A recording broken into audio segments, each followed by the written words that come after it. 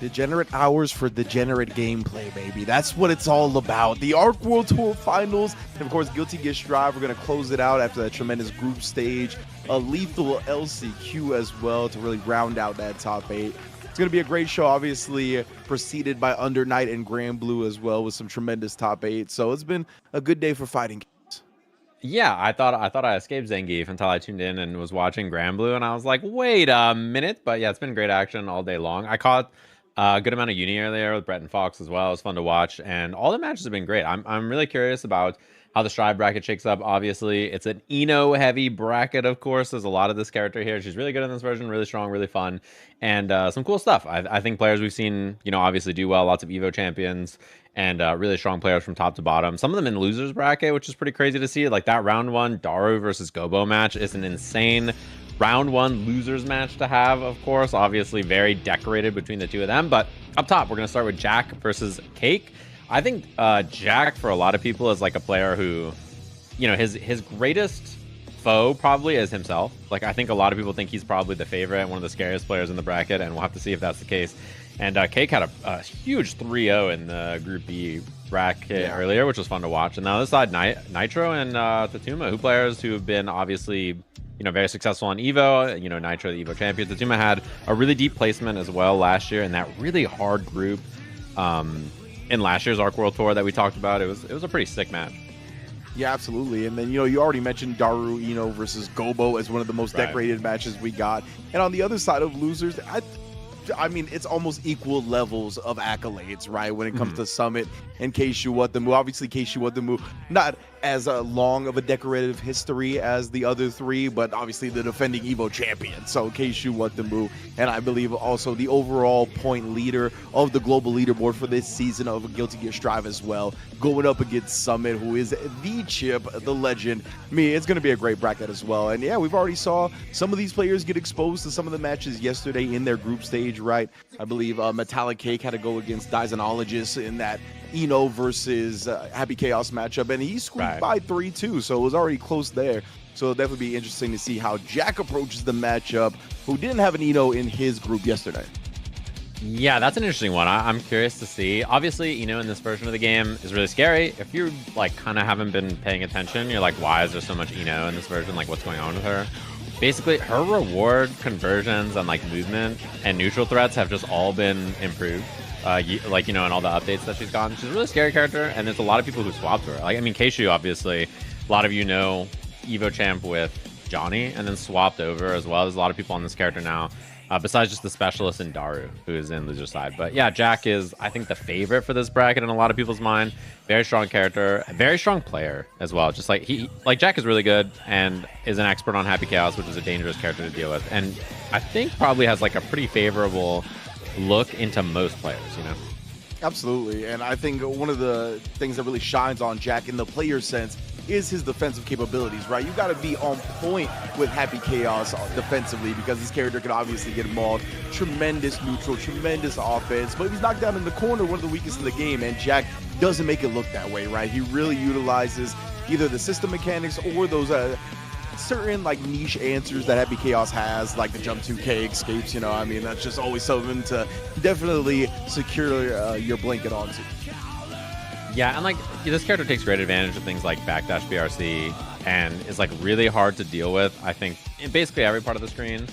And not only that, but Jack is really smart about approaching decisions in defensive situations, as you mentioned. Very studious player. A lot of people have jumped around and played a lot of different games, but Jack is truly from Celestial, like the Twitch name implies. Truly has been just playing Strive this whole time, and is really I think maybe the sharpest of a lot of the players. People like Ditto, obviously Ditto was last year's champ, and has not been as sharp. He's been playing a lot of other games, right? So that's something to keep in mind. But here we are, Cake. I'm really excited to see this, of course. Damn, the guitar strap ready to go with the pick as well on the Eno winner side of the bracket, and looks really strong this weekend so far. Yeah, and he had the Metallica shirt on in this shot. He had the Iron Maiden shirt on yesterday, so I want to see what he brings to the final stage, the winner's side top 8 band he's going to rep. But honestly, when it comes to the gameplay, it definitely looked very on point, right? He had a very tough group, as all of them were, with Keishu, Watamu, Andros, and like I said, Daizen just playing the Happy Chaos. So he's been exposed to this matchup. It did go down to the wire, right? It was 3-2 Metallic Cake. While Jack had a lot of convincing W's, he did go 3-2 against Matachu, but he went 3-1 against Chihuahua and 3-1 in the mirror against Yamashita. So definitely Metallic Cake. I want to see what he's got up against what many people I would say consider is the best Happy Chaos, right? Yeah, and I mean, like, you know, I'm really excited to watch this. I've seen quite a bit of Guilty Gear from this region, actually, and tune into quite a few of their, like, streams, and, like, they are always on really late, like, around this time, so I'm, like, looking for something to watch. And I've seen quite a few of their locals and online brackets and stuff. They got a lot of really strong players, and Cake's really fun to watch. Lots of really cool mix-ups and interesting approaches with this character. So pretty excited to watch this. Pretty excited to see the difference in their playstyles. And it is just attacker versus defender, truly, right? Like, both these characters, really strong high-low, left-right mix-ups, lots of scary stuff to deal with. And Ino's, I think, like, approach in the neutral is a little more difficult sometimes in this matchup, but you kind of just mash on, like, HCL and other options to make Chaos respect you and then hope for the best. And then Chaos, it's more about trying to deal with this approach kind of violently running at you. Yeah, it's hard to just do the air hover dash approach with Ino, right? Considering the shots. So you do have to bet on things like Chemical Love or like a Stroke the Big Tree. And if one of those things hits, then, I mean, Ino can run the complete gambit. We talked about how weak Happy Chaos can be once he's knocked down.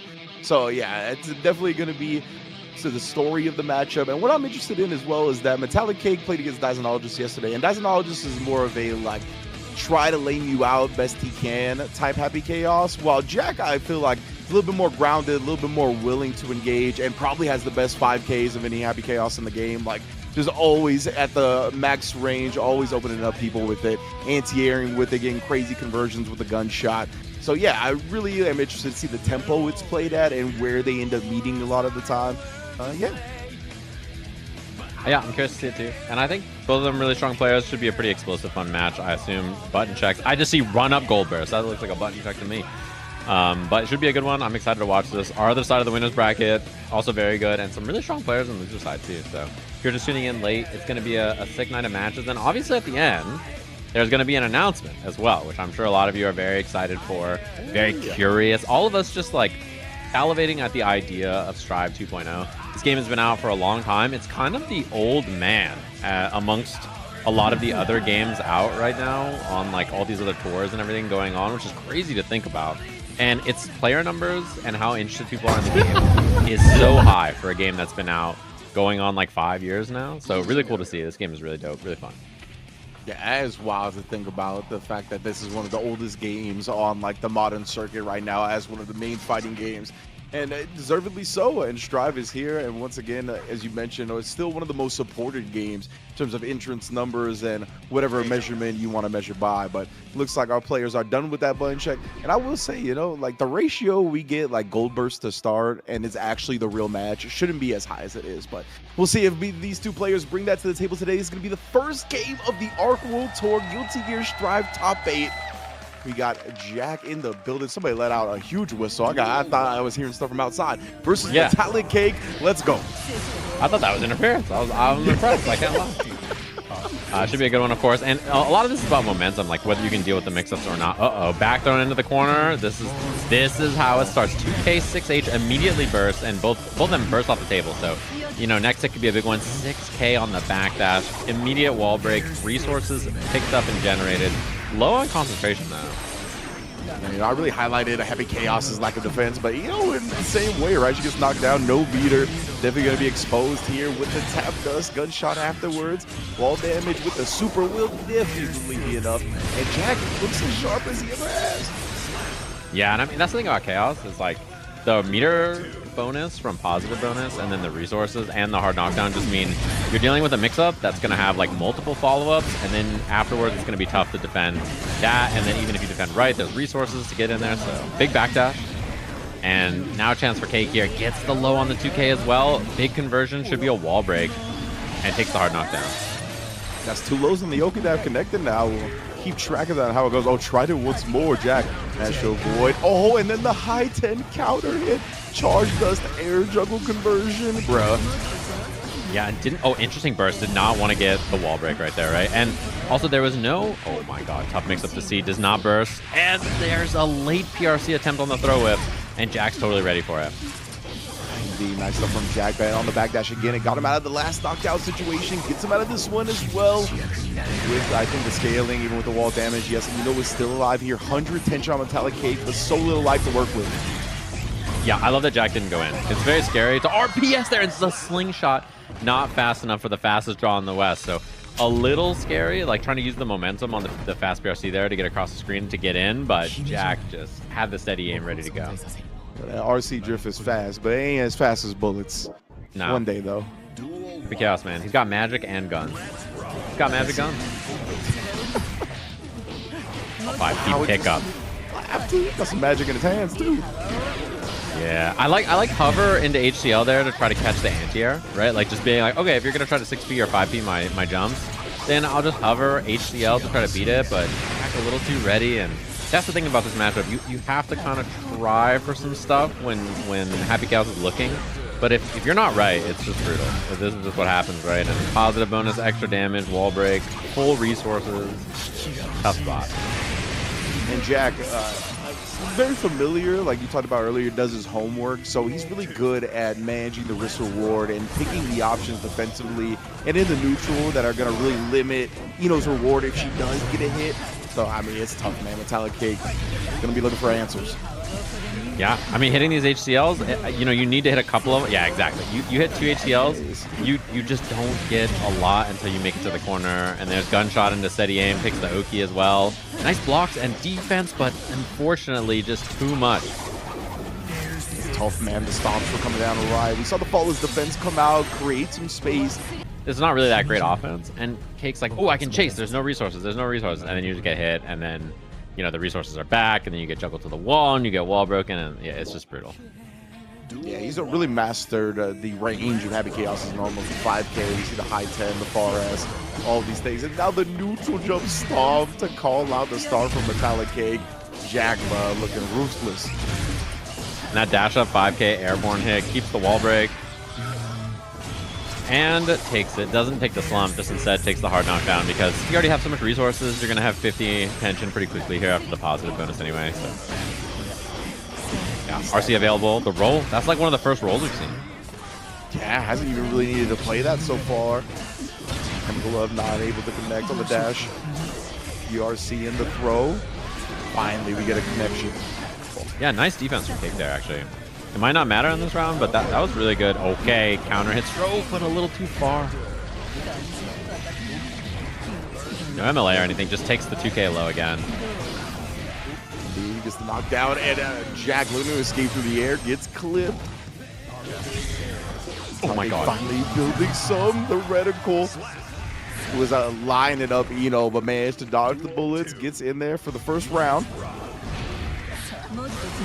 Wow, yeah, you gotta. I feel that. You gotta make something happen here. I like the offensive burst, and there's no burst from Jack, so this is a huge chance here. I love the throw. Finally convincing Jack to sit still on defense and not backdash. Yeah, get some damage in there without building a lot of burst with the throw as well. PRC to keep him locked down. Nice deflect shield in response to that. But the scramble Metallic Cake to buy a frame puts a game on the board. Oh yeah, and finding that 2S 5H counter hit confirm, big damage on that, and that look at the stress on Jack's face. Oh man, this is how it happens. You just need a little bit to go right, and then Ino can start to do that stuff. That's the thing about her is, even if the neutral's a little tough or like the interactions aren't going her way or whatever, she just needs a little bit of momentum, and the people who are really masters with her can make that count.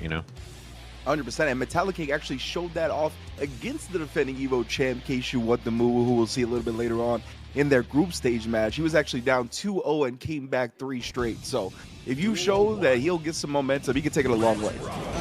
Yeah, I mean, as Daru said, right, just do good mix. Like, you land some good mix-ups. Ino wins the round. Like, you just have to do that, a couple of times. So. Jack constantly looking for the dashes and the 2S's, making sure he gets beneath the Chemical Love. Now we're getting another hard knockdown. The tension's going to be built in both figuratively and literally.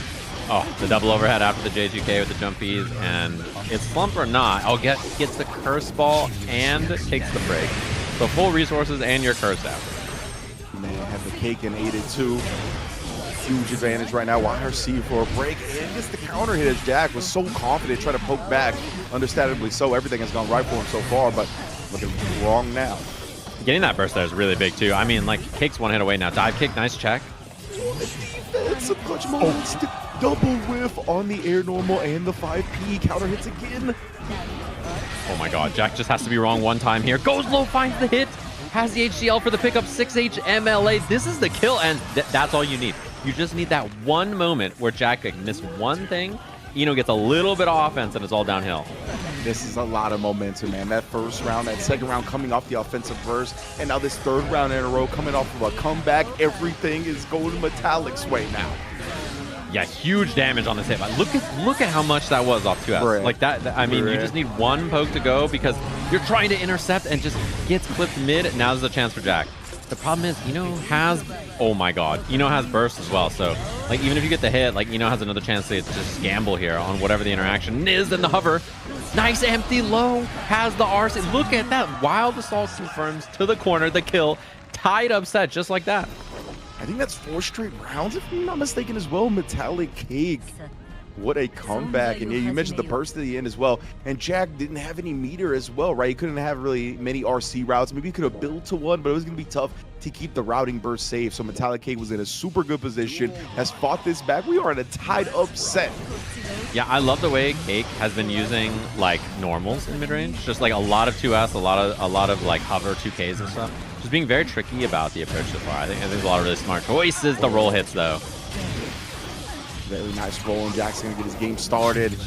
We haven't seen the roll too much, but it's definitely starting to come out now in the later matches. Metallic Cake's been FDing a little bit of the pressure, trying to stay away.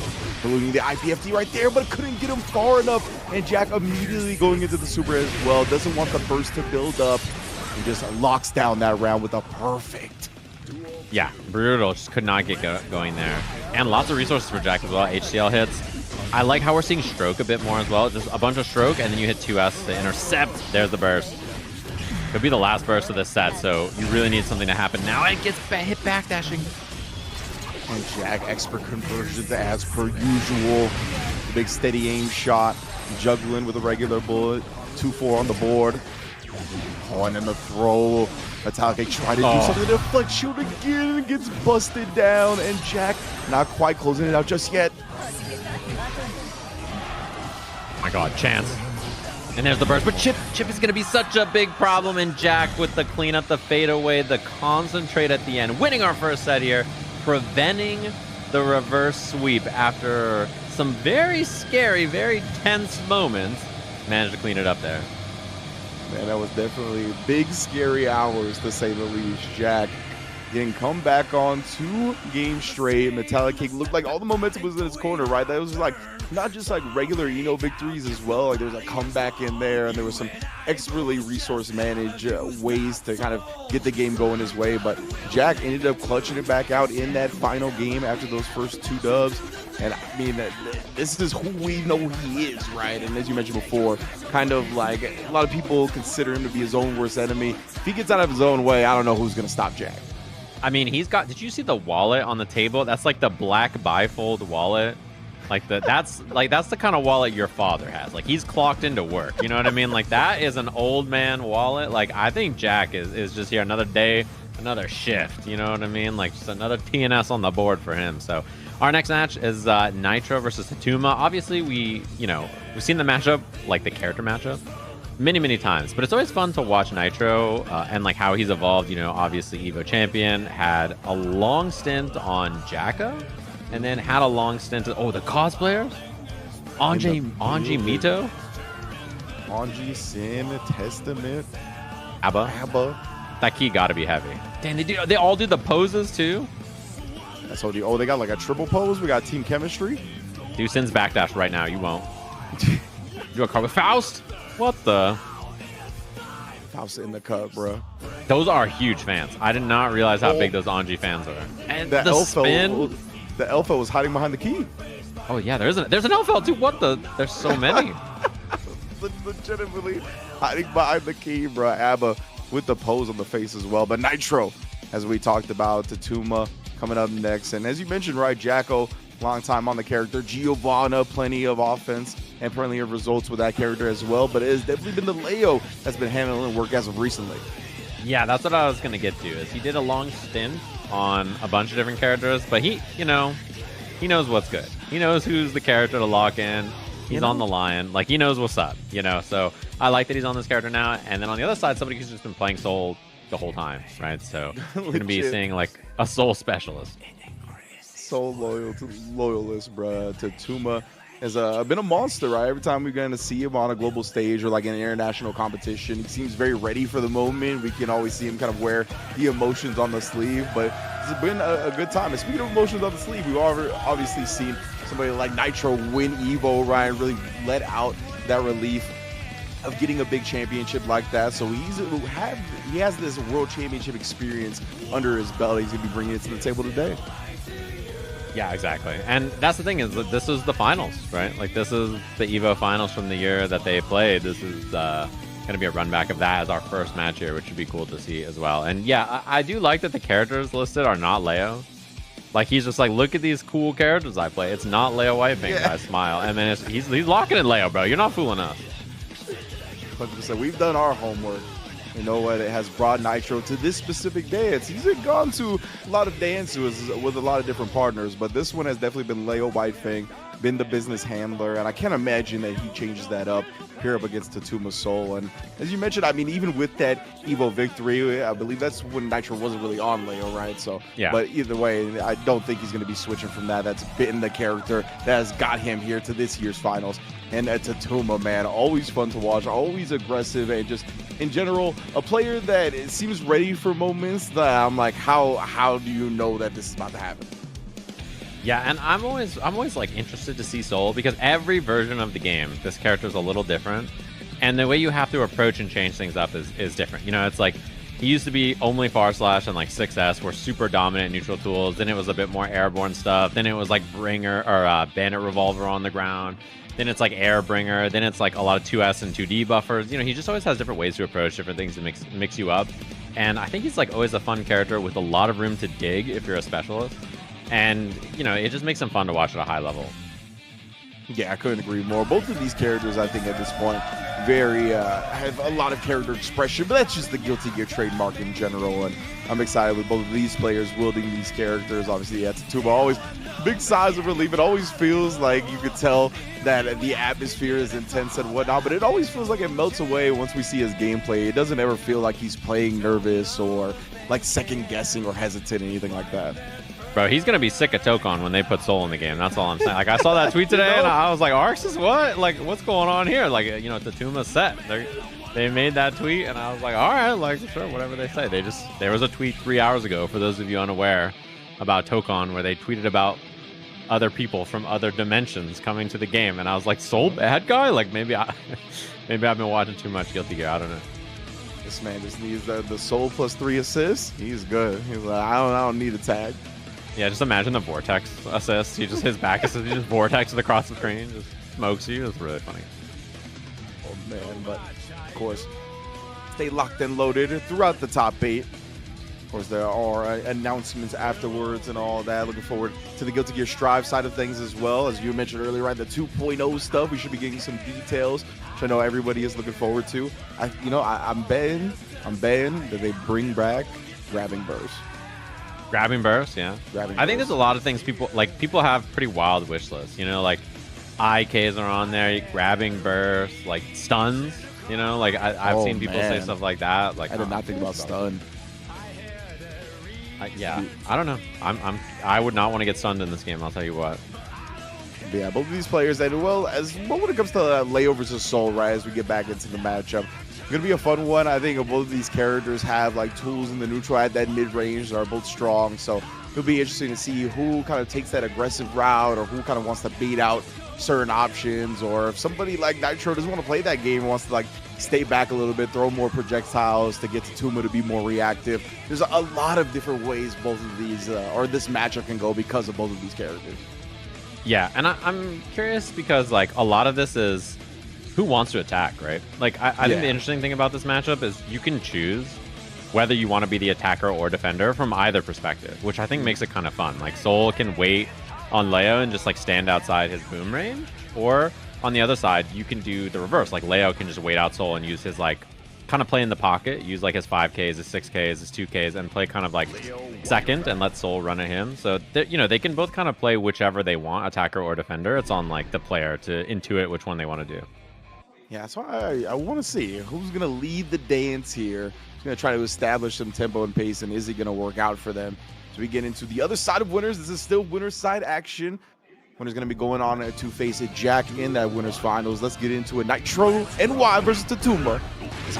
Oh my, and already the IB on the Gatlings. And you know the fun thing about Soul, and you know, he just is strike throw man. You just have to be brave and you have to pick an option, right? And I think that's what makes him kind of fun to watch. It's just that sort of way. And oh my god, what a flash kick. A round ending one, and dude, the IBs into beautiful punishes. Clean hit Fafnir as well. No break on this, like no super break for the hard knockdown, but Tatuma's going to generate 50 immediately and he's going to spend it. Yeah, just like that, he tried, but Nitro was ready. Ooh, a little quick RC slash through Tatuma, waiting for the first on the other side, but Nitro's been letting the DPs fly. Yeah, kind of an obvious success. Like Soul players burst and then success there basically every time. Wow, beautiful movement. What an option from Nitro and the dance. But an idea to push him away afterwards. Tatuma's defense has been crazy. The automatic timings. Oh my god, and the scary scramble here, back throw on the PRC, close to killing. If he can make it to the corner, which he does, and he gets the wall break. I gotta say, Tatuma, the second he saw 50 tension, he just sent it with a revolver like 4 times, and every single one, Nitro was ready. So like, I think he maybe has to put the brakes on that a bit, because it was just like the first option he sent, and Nitro was so prepared. Yeah, Nitro's definitely looking for that as soon as he got the 3% tension. Now we got a wild assault conversion to get the wall break. Yeah, early wall break. He's gonna have tension again here. Wow, what, dude, Nitro is, his footsies are insane. I mean, I think it's all that Geo, to be honest with you. Like, the way he plays that character and this character, I think he just has such a good understanding of the ground game in this game. And the Night Break Vortex at a 6 P8 here afterwards, but Nitro's been so active on Wake Up. Oh, it looked like he canceled and blocked. Yeah, but then the cancels to the command grab. Oh my god, he shades up Kusoru. What a bait from Tatuma. Not enough to kill. Nitro holds the burst. Minus takes the dash. The chip, he blocks it correctly, but chip is such a big problem in the cancel 6S Fafnir. Man, oh man, both of these dudes. Looks like this match might go to the final one, honestly. Oh, might get the game too quicker than I thought with that counter here. We got a burst from Nitro trying to save his life.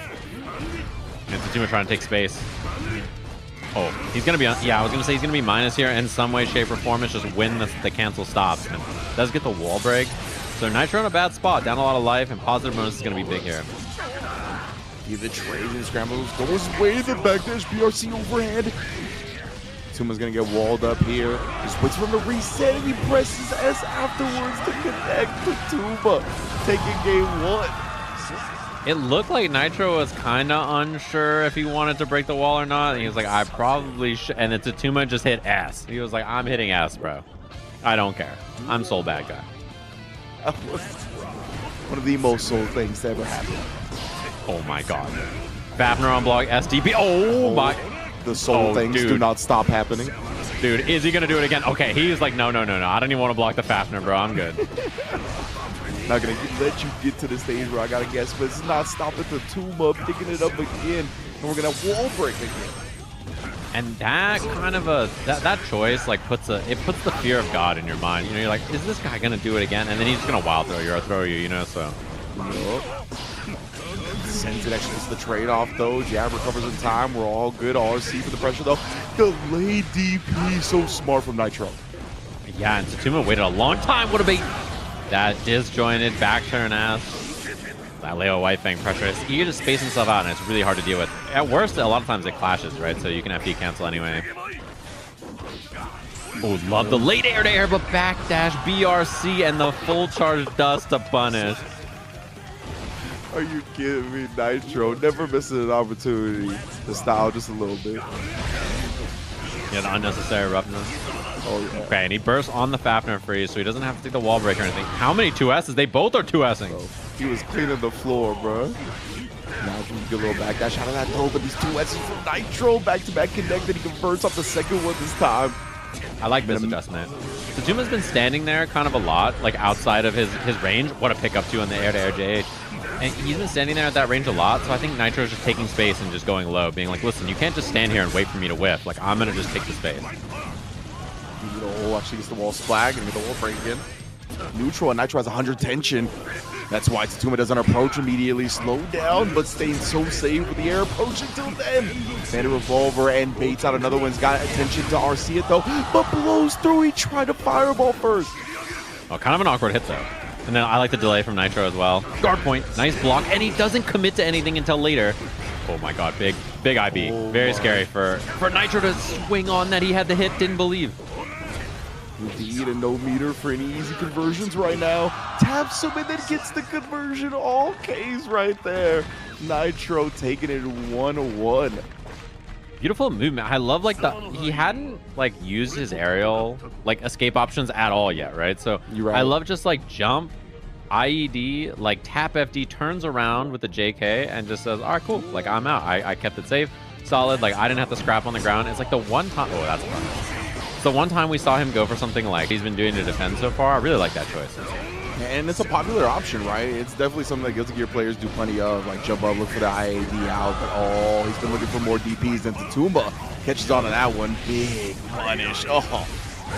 Yeah, that hurts. That is a lot of red on that life bar. He can choose a bunch of different Nokia options here. He just runs up close slash 2D. Easy peasy. A lot of red. Playboy Cardi combos. Tsutuma though interrupts. Run up.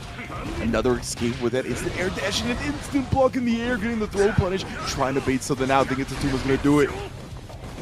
Dude, I love Tsutuma's decision making there, and then gets a little excited. Okay, this is going to be a wall break instant. Tsutuma a lot of resources though. Like 50 tension, full burst. Yeah, okay, he's playing the game. Wow, what a dash of 5P from Nitro, forcing the burst. Yeah, what decision after the RC there, and then actually low profiles the jump and gets the tap, does into the RC. Nitro stays alive in game 3. Space, he kind of played in the pocket a lot more instead of just like playing further back, just dashing in, 5Ping in his face, just saying I'm taking this space, and now look at him chilling. Dash up, instant block on the jump age. They hit so early as well. Yo, Nitro on his stuff wants the offensive burst to keep it to a trap, but he can't do it in the Bandit Bringer. Baits out the DP as well. This is going to be massive. Yeah, this hurts. This is rough. Despite all the nice decision making in neutral, he just gets convinced into this flash kick, and look at that damage. Oh! Sends it again though. Quick BRC tried it to do, but IBs it this time and catches the backdash with 6S, taking a 2-1 lead. Same thing we saw last time, right? Burst, dash up 6S to catch the meaty. This time Nitro not believing in a DP, so set advantage so far to Tsutuma just like that. A little stagger pressure at the beginning allows Nitro to start it early. Tsutuma doesn't want to see any more of it, doesn't want to give him the wall break for the tension bonus. Beautiful 2S this time though after the tech throw.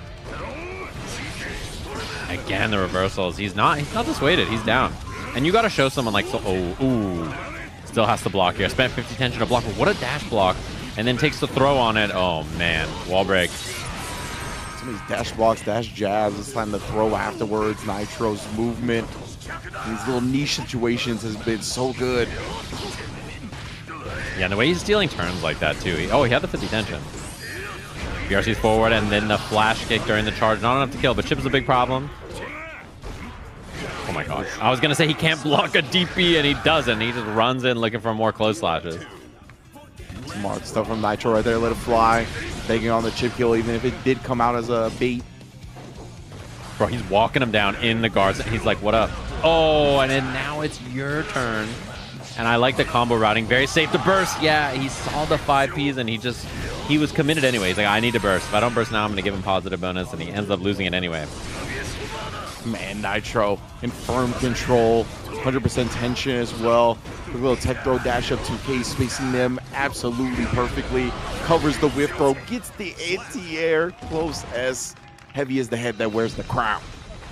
Yeah, that's the king right there. That combo was beautiful. Like, close slash takes the air combo, jump P, grounded 5P, 5P for the splat. Like, just really smart decision from Nitro, because he didn't have the burst at the start of the combo, but he knew it was coming. So just like the situational awareness there was perfect. Even that punish, jump back PP right there. Like, just if you burst the jump back punch, then he just blocks, right? So very smart. 100%. And that's a very popular spot for people to burst right early on with the opponent in the corner. Smart from Tatuma to hold on to it, though. Now we get the pressure up close, backdashing, no. Nitro with the big 6 stage didn't quite reach, and Tatuma really calculating a new game plan. Yeah, one guess away now. He can play a little slower and like just kind of buffer pokes up close, or bring out the revolver once he hits the 50. You saw it too. He was doing like 2S, buffer close slash, buffer a lot of stuff just in case Nitro ran into something, and then he took initiative once he had bar. Great combo. Yeah, that hurts. Tatuma with the Sam Presti. Give me that. Oh, the close as actually punishing the landing frames, though. It's a tough break for Tatuma. Gonna have plenty of meter on the opposite side of this wall break, but Nitro, this is a chance. Guard point. And he nicely lands with the throw, stays in front, keeps the pressure pretty safe with the back throw from Nitro. Oh, just outside of range, back turn S, but it doesn't matter. Nitro is reacting so quickly in these scrambles. Dash up throw Tatuma on a pixel. Oh my god, back to BRC, what an air throw! Oh my god, he has a chance. And the FD on the other side, he did the 6 POS just in case, not knowing what side he was going to be, so Nitro ready for it. Final game, final round between these two, just like that. Man, quick knockdown in the corner, the back turn S does counter hit this time. Tatuma doesn't want to see where that leads. Oh my god, yeah, he was going to explode. That one moment he waited for the throw there. And he tried to challenge the bringer, but no combo afterwards, and then just runs into the close S. Tatuma has the corner, doesn't want to get too antsy with it. The BRC dash down actually clips, and the slowdown allows a big conversion. Oh god, nice block. What a dash up. He doesn't have meter though. Oh my god, and he dashed it. The reversal, they both have 50 tension. No burst. Makes up time. He gets in the 2K 2D interrupt. Tatuma converts to get it in the final round and go to winners finals. Incredible set. Yeah, that was just like a nail biter. It literally came down to both of them having 50 tension, both of them committing on like offensive sequences, and Tatuma just gets the better of it. I mean, that set was a nail biter, just like back and forth, could have gone either way. Really fun to watch, and two characters who have like, I think, pretty similar game plans and approaches, so it's kind of fun to watch them just go out there and scrap, you know. Absolutely, yeah. They like to play at similar ranges, and because of that, it's a lot of player expression and tempo, and you can see what the players want to do very clearly rather than just like run a singular game that's going to win them the matches. So definitely love that set between Nitro and Tatuma. Tatuma's going to be moving on, of course, and Nitro not done yet. This was winner's bracket, so he's going to be dropping down to the loser's quarters, awaiting the winner of Keishu Watamu and Summon, and of course Metallic Cake also dropping down, awaiting the winner of Daru and Gobo. Yeah, should be a lovely match. I'm excited to watch that. I mean, Keishu versus Summit is going to be kind of what we just watched, but two very fast characters flinging themselves at each other, trying to see who's going to get the hit. The mix-up is going to be a scrappy match. And Daru versus Gobo, I'm very excited to see. They've obviously played each other many times, you know, both in and out of tournament. Really strong competitors, so that should be another fun one to watch. So we round out our loser side, and Jack versus Tatuma, our winners finals. That should be a sick one. Yeah, no, most definitely, especially with the way these two looked, right? Jack able to just clean up in winter semis, prevented the full comeback from Metallic Cake. Both players getting the 3-2 victory is a lot of momentum, and they get a bit of a breather before having to go into their match after such intense sets, as we're going to drop down to the losers bracket next with Keishu Watamu and Summit, right? Keishu Watamu got second in the group with Metallic Cake, and then was able to win his extra stage match up against Yamashita on the Happy Chaos himself. So now Keishu going to be facing off against Summit on the chip. Yeah, and Keishu, obviously Evo winner. Very impressive on Johnny, and then has made the transition to playing a lot of Ino in this version, with Johnny being a bit weaker. So we'll have to see, you know, what it looks like. I don't imagine we're going to see the Johnny come out for anything, but, you know, you never know. And it's going to be fun to watch. I think on the other side, obviously, you know, his opponent, World Class, has been playing this chip character for like a million years now, 20 years probably, or something insane. Like, he's been playing chip for forever, basically. So it's going to be a fun one to watch. Should be a scrappy match. Excited to see it. And that's a good picture of Keishu. You know that? Yeah, it looks like he's enjoying life, you know what I mean? As he should be at the Arc World Tour Finals in Seoul, South Korea. You can see he's repping it on the hat. Definitely has done some sightseeing. You know, I know he's a big Tyler fan, so Tyler had a good year too, so. Oh, word? Okay. Oh, yeah. I mean, he's probably having the time of his life out there. It looks, I mean, this stage looks dope. I'm a big fan. It looks like a good time out there. Got the hat on. Gonna be big chillin'. Excited to see him play up there, of course. And then his opponent, I'm sure he's wearing some insane garb. He's always wearing like some like I can't tell if it's pajamas or formal wear. Like he's just got some. He's usually wearing something pretty sick, to say the least. Yeah, see, he's always got something. You're right. You're right. That is like the niche that I wish to fill. Like if I could dress like that 24/7, I would. Where it's like you can't tell if it's comfort or formal. That is the GOAT stuff right there. And Summit, definitely the GOAT chip, right? As you mentioned, has been playing this character forever. If you get into the fighting game community and Guilty Gear and you find out about Chip, you're going to find out about Summit. He is just synonymous with the character at this point. And I believe he qualified into this top 8 via winning the Last Chance qualifier outright, right? He was like the first qualifier into it, didn't drop a set, and now he's here in top 8. Yeah, and I mean, he had a pretty wild path to get there. I was rubbing my eyes watching last night. It was a very scrappy set between Summit and Tiger Pop in the winners finals. And the loser side, I'm not going to lie, I was like, this Gobo guy is dead. I was like, I don't think Gobo is winning against all these characters back to back to back. I was like, Gobo has to fight Chip. And then he has to fight a Happy Chaos. He's got to fight another Happy Chaos. And I was like, all right, never mind. This Gobo guy might be pretty good at this game. He's just the GOAT. You can't count him out. So should be a good match, though, between these two. Just excited to see it, obviously. And yeah, I mean, he dresses like a Chip player, I think. There's no other, like, this is how all Chip players want to dress, I think. They also think they're ninjas, you know? Yeah, exactly. Like, I think Chip is very much a fan of the life that he now leads. And I feel like that's just the kind of personality that gravitates towards Chip, right? Like you gotta be your own biggest fan first. You gotta believe first, and you know that's why he's rocking it like this. And he's made me a believer. He's made a lot of us a believer over the years, and not only the Chip, but the fashion sense as well. I gotta take some notes. Yeah, I mean he looks great. I like what he rocks because he looks like he's comfortable wearing it, and that's how you should dress. Should be a good match. Obviously, it's going to be a scrappy one. Loser side of the bracket, loser. This goes home in 7th place overall. And winner of this fights Nitro in the loser side of the bracket. The winner of our next match, the Dara versus Gobo match, fights Cake, who just lost to Jack up there. And both the sets were close. It was 3-2 on both of our winner semi-sets. So. Yeah, most definitely. Seen it just close sets so far. I'm anticipating another one. Honestly, here, even with both characters being volatile and being very aggressive and able to rush down and kind of nullify a lot of what their opponent wants to do, that easily goes for both of them. So it could easily go round for round like that with whoever gets the advantage first. And yeah, it's all about, that's why in matches specifically like this, I'm always interested in the 99-second gambit in pretty much any fighting game in any matchup. But specifically with matchups like this, where the first hit can dictate so much momentum and so much offense, always want to really kind of focus in and highlight what they do at round start. Yeah, and like, it's always RPSing, you know, characters that have faster far slashes, like Chip far slash, right, is obviously a good example.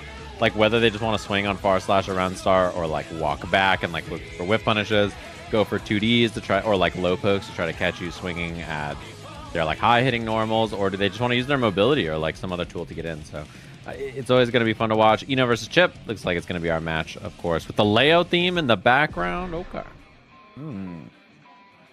Interesting indeed. And as you highlighted, this is going to be our first loser side matchup as well. So loser of this is going to be done at 7th place in the tournament. It'll be a heartbreaker to watch one of these two go. Obviously, two legends of the game right now. Kishu with Summit. Let's get it cracking. Oh, instantly gets hit on the back dash on the Gamma. And uh-oh. Into the corner already. You mentioned earlier about Eno defense. Like, even though her offense is really good, it's a little tough for her. And the big thing about this is Chip has a reversal, which he uses immediately. And Summit is known to send it. He's down to send it on that DP and on with his burst. 100%. He's a Chip life, right? He's old. Can get the full conversion. Nice interrupt from Keishu as well. Oh, but the back dash BRC clipping Keishu as he lands for the dash. All the chips as well for the wall break. Yeah, makes the time after the wall break. He has a bunch of options that he can run. Air dashes in the front with the JS, and that is that just like that. Damn, he makes you watch. Yeah, Summit is a chip player through and through. It fits all the archetypes. He's like, I am a ninja. Bask in the gloriness. Yeah, 2D round start from Summit that time, and Keishu just walked back, waited. Counter hit, gets the Rekka finisher. Now you got to guess on the stagger pressure. He does air block it out, but he sends it on the overhead all the way to the corner because of the meter as well. And so, yeah, gonna be a wall break. Gonna generate some more resources. Breaks with the Rekka cancel overhead for a bit of extra damage. Oh, the front of the guitar behind the back. A Lucas 6B. Oh, overhead as well with the bonsai. Going with the wild assault as well. Like it. And there was no burst. Like, Keishu was holding burst for a second in case there was a bait, but the wild assault strips the burst, prevents you from even spending it, so you didn't even get a chance after that. Smart stuff right there. The routing. Yeah, because if he just did close slash in a jump cancel, like, Keishu would have, you know, been baited anyway, so it was really smart. Dancing on the rope. Oh, try to chemical love him off it. Dude, the rope coming out and making you play air footsies around it is tough. The rope, who would have thunk, like, they're like, we gave Chip a rope, and it's this dastardly. And Chip is an old school D&D player. Just give me 100 yards of rope. Watch what I do with it. Yeah, give me a rope and a 10-foot pole, and it's over for you. I can beat any obstacle. Oh man, but right there, Keishu firing back in the next round, and a big counter hit to start this one as well. Already at the wall, which no means positive bonus. That's a lot of damage. ML double space, 12-point font, 6B anti-air, and I'm curious what the combo is. Okay, not much. It was a little awkward to convert, and Summit, you burst there. Oh yeah, okay, yeah, dude, I guess, but it was so scary. Like, I don't know, the jump cancel was really scary, but he's down to rip it basically instantly. I love the HCL there. Oh my goodness, and Summit just cycling through the options here. If it's not DP, it's backdash BRC. Speaking of which, Keishu hitting him with his own pimp right there to tie up the set. Dude, I love the approach that Summit tried there too. He's like he tried to be so crafty, and I do like the defensive choices, but just Keishu a little too ready. He kind of like tied up all the loose ends and all the ways that he could lose the round. So very smart from his play, and Summit he's just so fun to watch. Okay, round start 2D again, looking for that low, looking for the walk back. There are not as many there's not that many players that play as confidently as Summit 100%. Yeah, he's just right, dude. In his own mind, he is correct. He just knows. Okay, I love the combo routing around burst right there, and I love Summit's patience on not spending the burst immediately too. Exactly, really recognizing it's a high-level match where I don't want to stay on layer 1 with the burst. That's how you lose it real quick for nothing. You burst there? Yo, like we said. Yo, shout outs to Jammers. That was a terrible burst. I'm not so sure about that one. Like, okay, you know. All right, well, it'd be like that sometimes. Oh man, Summit, bro. He really dude, he doesn't care. He's just down. Like, he's just down, man. I don't know how else to describe it. He's just down to burst. That boy is 2008 USA. Yes, we can. Yeah, okay, USA. He just rips it. He's just like, I'm doing it, dude. Oh, and now the pressure in the corner, though. Big overhead block, though, and with no meter to cancel at the time. Summit does build it now. Oh, blows him up again. And Summit hasn't really been blocking up these wake-ups like we see, just cycling through options.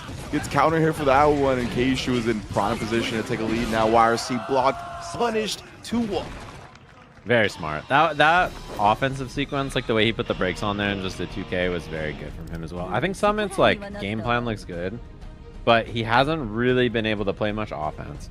So it's been harder for him to like kind of get to the part of the game where he can like execute and make things scrappy and cool. And playing defense for either player in this match is really bad. Like it is not good to be on defense in this match. Yeah, absolutely. And just honestly, Keishu has had the reads defensively a little bit more than Summit. Because of that, we've just seen him more in the offensive role. Now he's also, I'm kind of surprised. Summit's won the round start a lot, but then like Keishu has just won on defense and then converted and then made the right reads on offense way more. Like he was on the back foot in this round even. Oh, that's an unfortunate whiff. And the rope comes out. The little whiff jump pass. Back on the rope. Back to the front. Nice block. That was a really sick block from Keishu. Oh my, and the dive bomb to start the game up. Good block.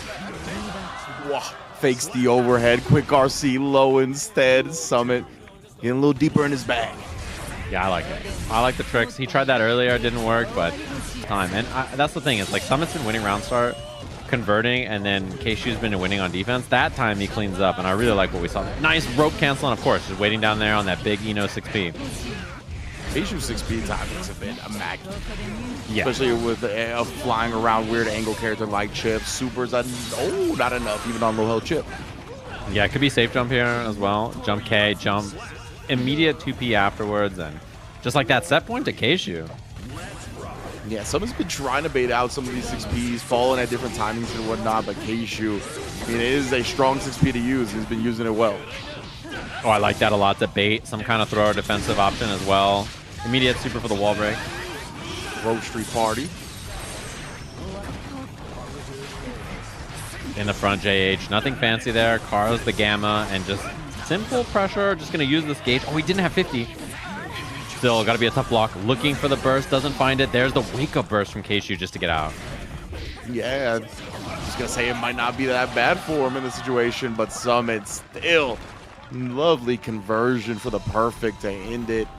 I thought Keishu might have had a decent chance just because Summit had spent all the meter at that point, so if he managed to knock him down, it was going to be tough to get out, but nice job from Summit again, not really letting Keishu get anything started.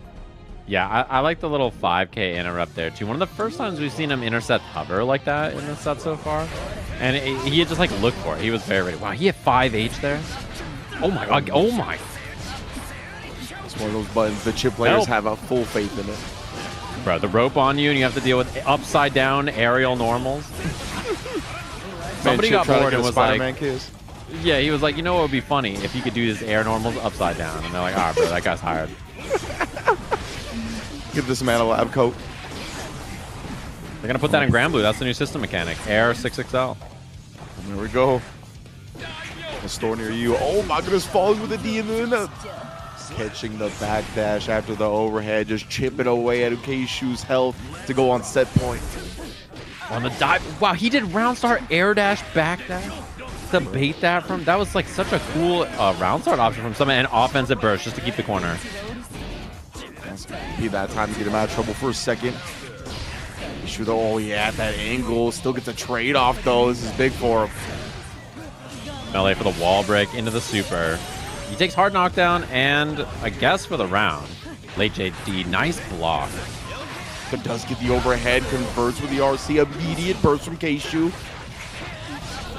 The rope mix-up just goes for the other side. This isn't going to be a kill, but it is wall break super. And now one guess away.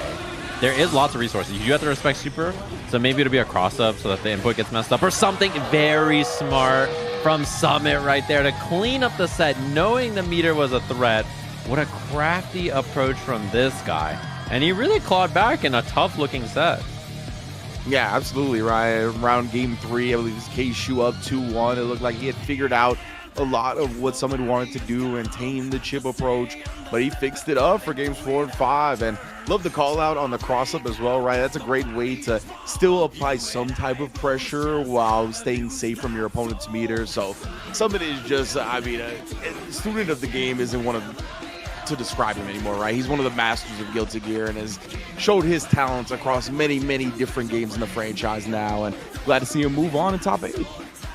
Yeah, I'm really impressed with his approach to that, and like, it's very scary to pressure people with 100 tension in this game because Super RC is so scary, but he just had the right option. You know, it's somebody who's played this game for a million billion hours, and he's just like, I know what to do.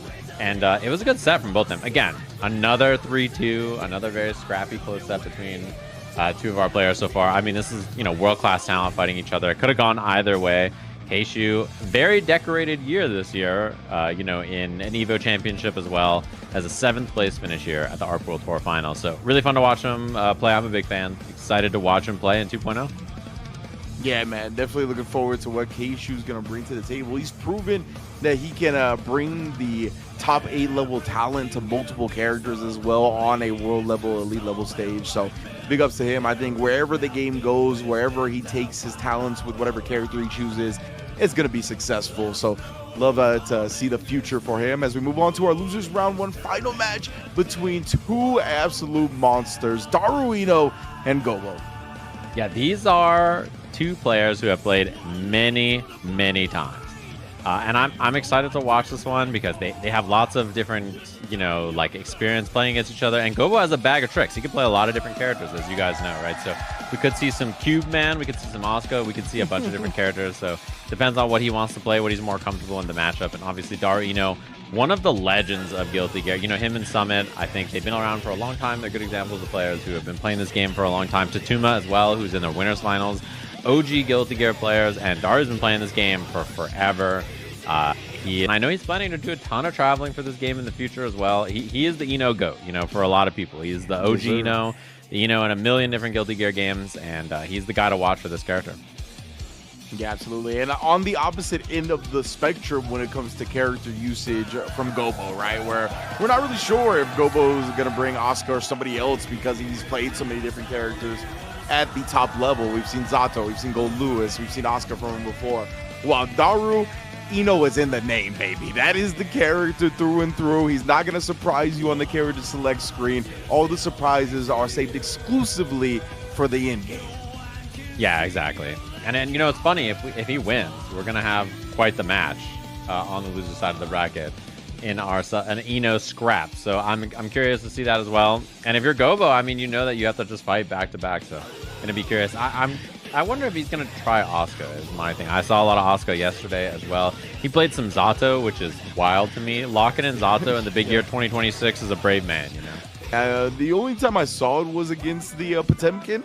So I'm not sure if he uses it in other matchups, but we'll see what he brings here. I'm expecting the Oscar. That's what I saw most during the LCQ. But again, I'm not sure if he ran into any Enos from my recollection. So it might have a different idea for the matchup because Gobo definitely got like concrete, fleshed out ideas for the game, right? He's been one of the pioneers, and I think one of the people that has really innovated when it comes to high level and competitive for Guilty Gear Strive since he's picked the game up. So he'll definitely have some ideas, and we'll see if it's going to be Oscar, a character that is very difficult to manage and play effectively and use all their tools effectively. But if anybody's going to do it, it's Gobo. Yeah, what I like about Gobo is this game has many characters that take like sheer mastery to play well, right? Like you have to be someone who invests all your time and energy and effort to play a character at a high level, and Gobo plays like all of them. Like he somehow plays like the most difficult characters a lot of times and just plays multiple of them at the same time. Like juggling this many characters that are really difficult, I'm not really sure how he does it so well. But he just does. He truly grinds this game like almost no other player, and he's just really fun to watch for that reason. And Cube Man, I mean, this character is some brain work, but a lot of APM, I think, is the biggest thing about this character. It's about how fast you can do the actions required to get stuff on the screen. Like some of it is in your brain, but a lot of it is just in your hands and executing things quickly and not getting smoked while doing so. Yeah, that's always been one of the highlights of him right along with one of the murder faces of the community, right? I think he's definitely, honestly, with Tokido's image nowadays, walking around as a vlogger, I think this man has definitely kind of been the heir to that type of throne. But Gobo, when you talked about how he plays like all the high execution characters, I don't get it either, man. I like to play a technical character every now and then. I do not play multiple of them in a single game. Like if I'm playing one, all the other characters I play are going to be simple as hell. Yeah, you need to be playing like the hardest character in the game and then the easiest character in the game, you know, for fun. Like you can't be doing all this. Like the investment is pretty wild. But I think he just doesn't like playing simple characters. I think he likes the challenge of investing in a character that you know that you're going to have to put in like 300 hours, 500 hours, 1,000 hours to get in there with. And I think he enjoys it. That's the cool thing. Some people despise that. They're like, nope, I want to just pick up my character and what they do on the first day works on the 1,000th day, you know? Whereas he's someone he's looking for the challenge of mastery. I think a lot more than just like playing a character and winning, you know? Yeah, absolutely. And to go back to the APM thing a little bit, right? That's one of the coolest parts about fighting games to me is that like players achieve flow states in different ways, right? And you might be a slower based player who can just kind of like fall into that via the monotony of like a slower back and forth style match where nobody really wants to approach. And then there's players that need the high APM, that need to be constantly doing something, right? That play characters that can be constantly doing something that matters, even when it's not directly engaging with the opponent. And Oscar is one of them, but looks like we might be getting Oscar just yet as he's highlighting the Gold Lewis. Gold Lewis Dickinson. I've seen him play this matchup before. This is one that I've seen him play against Daru many times. Like the big thing about this is obviously anti-air 2P for Gold Lewis is really strong, and like your pressure once you get going, it's tough for Ino to deal with. But Gold Lewis on defense, bad in the matchup. Like I think all of his characters are kind of like bad on defense. But you know, we'll have to see if this is what he wants to do. Obviously, very explosive character, high damage, and if he gets going, I mean, Ino does not have great ways to defend against him. Yeah, 100%. Like we talked about earlier about, you know, the lack of defense when she gets knocked down. Gold Lewis can easily run amok and just in general always going to be threatening even on block, either your life or your meters coming with him. Tell you what, though, you mentioned that 2P. My man Gold Lewis, he's invited to the Carne Asada, bro. That 2P is definitely elbows up side to side. Elbows up side to side. That's a classic, actually. That's a crazy throwback.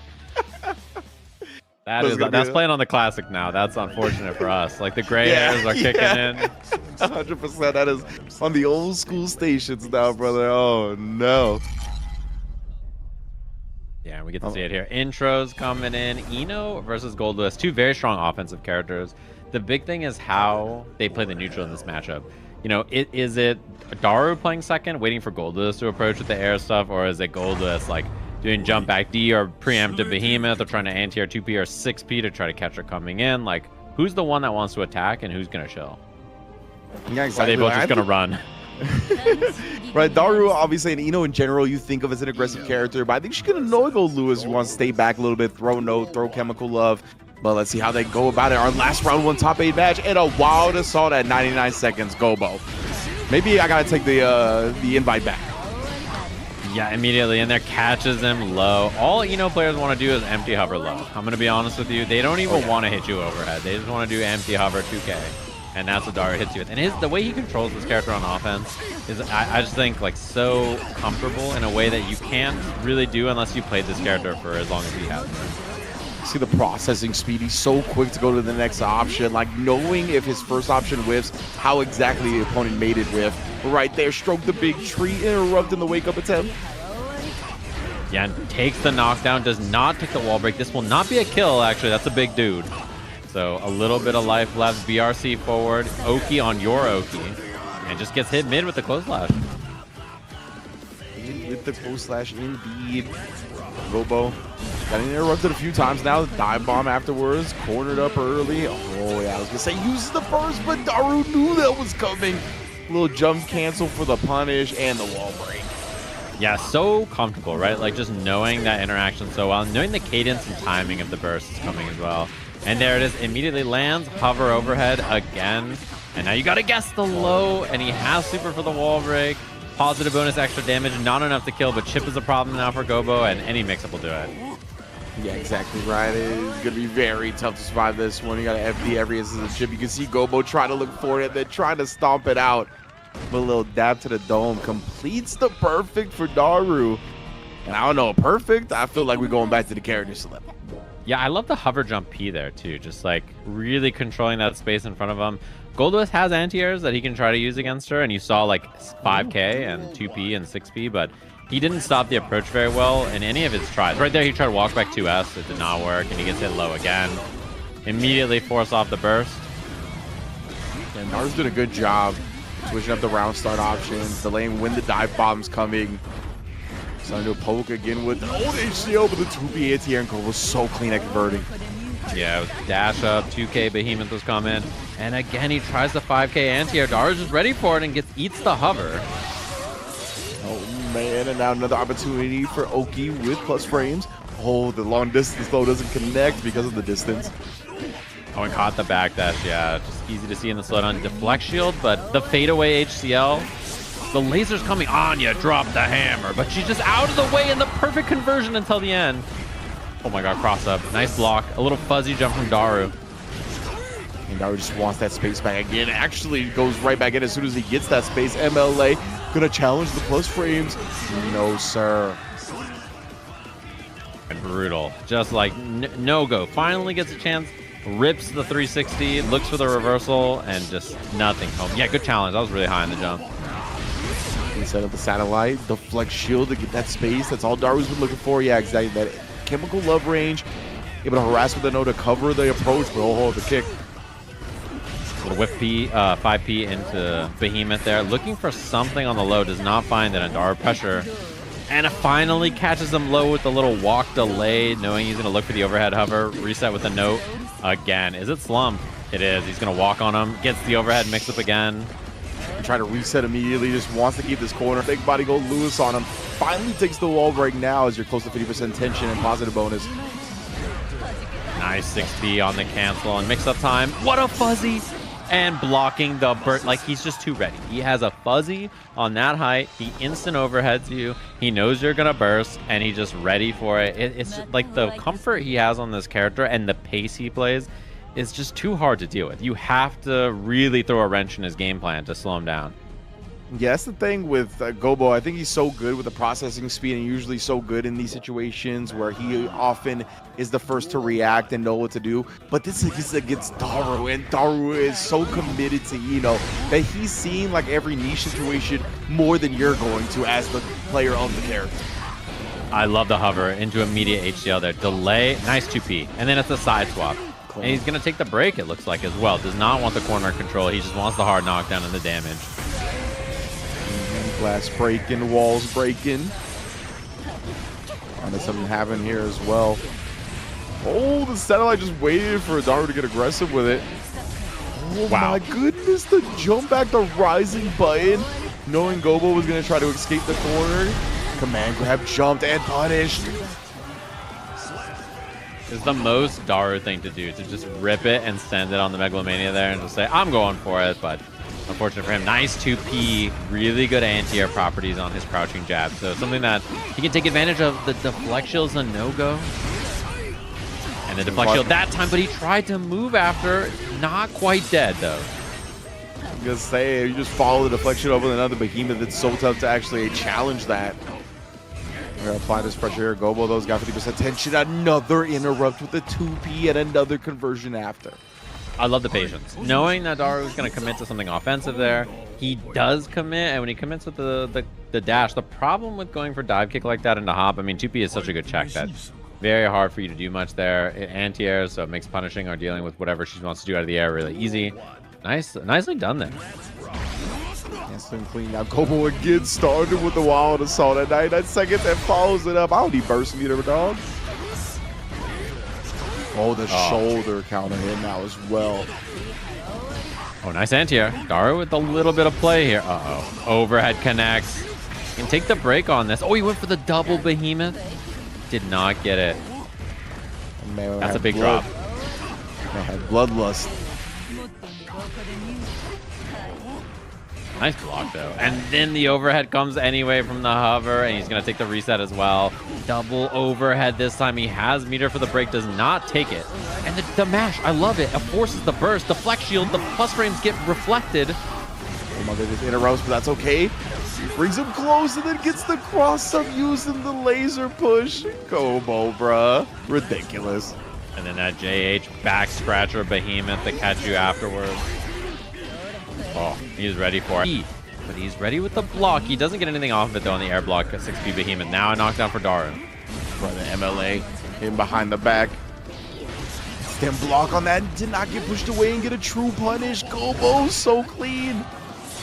Tap dust from Gold Lewis, something you don't see often, opening up the coffin. So Chance gets counter hit by HCL here. Oh, waking up with chilling. He is indeed. Oh, but doesn't get the stroke. The big tree punish now. Big trade on the Behemoth Typhoon. Oh, one more casket to the hat for a tie set now. Just like that. Oh, he put the finger up the one. He just hit him with the I need one more for some reason. Every set so far just ends up going to a fifth game, and Daru, a wry smile on his face as well. Oh man, and after going down 2-0 as well with all the different characters that Gobo has at his disposal, what confidence. It tells you, man, how much he knows this game and how confident he is in his knowledge of it, right? To stick with his character now, it's an even set, and to stick with the wild assaults at route start. Yeah, I like that he retried that option. He brought it back to the table and said, what's going on here? Like, what is this going to work out or not? Didn't work out for him here, but something to keep in your mind if you're Daru, for sure. It could be setting up a long play at the end, but Daru, though, the one doing all the playing right now. Gobo's going to burst to try to do something in this round.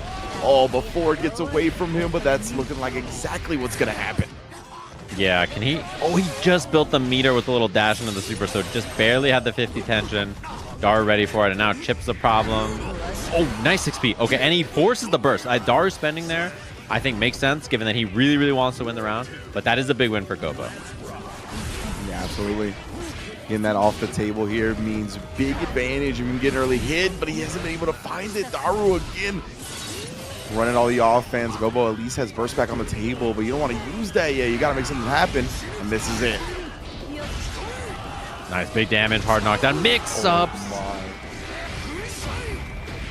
So smart to go over again because of the 100% tension, right? Was similar to earlier. Cross up the inputs a little bit before the mix-up.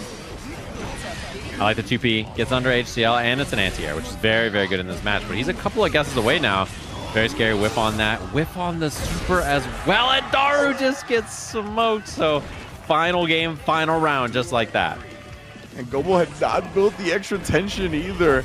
Did have burst available, but that definitely could have got baited. We are at one more round for the set.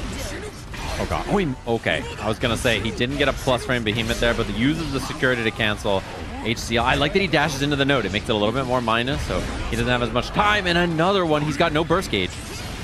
What an god there. Or immediately spinning his burst back. Oh, shot to get rid of the node. Just runs under the chemical glove.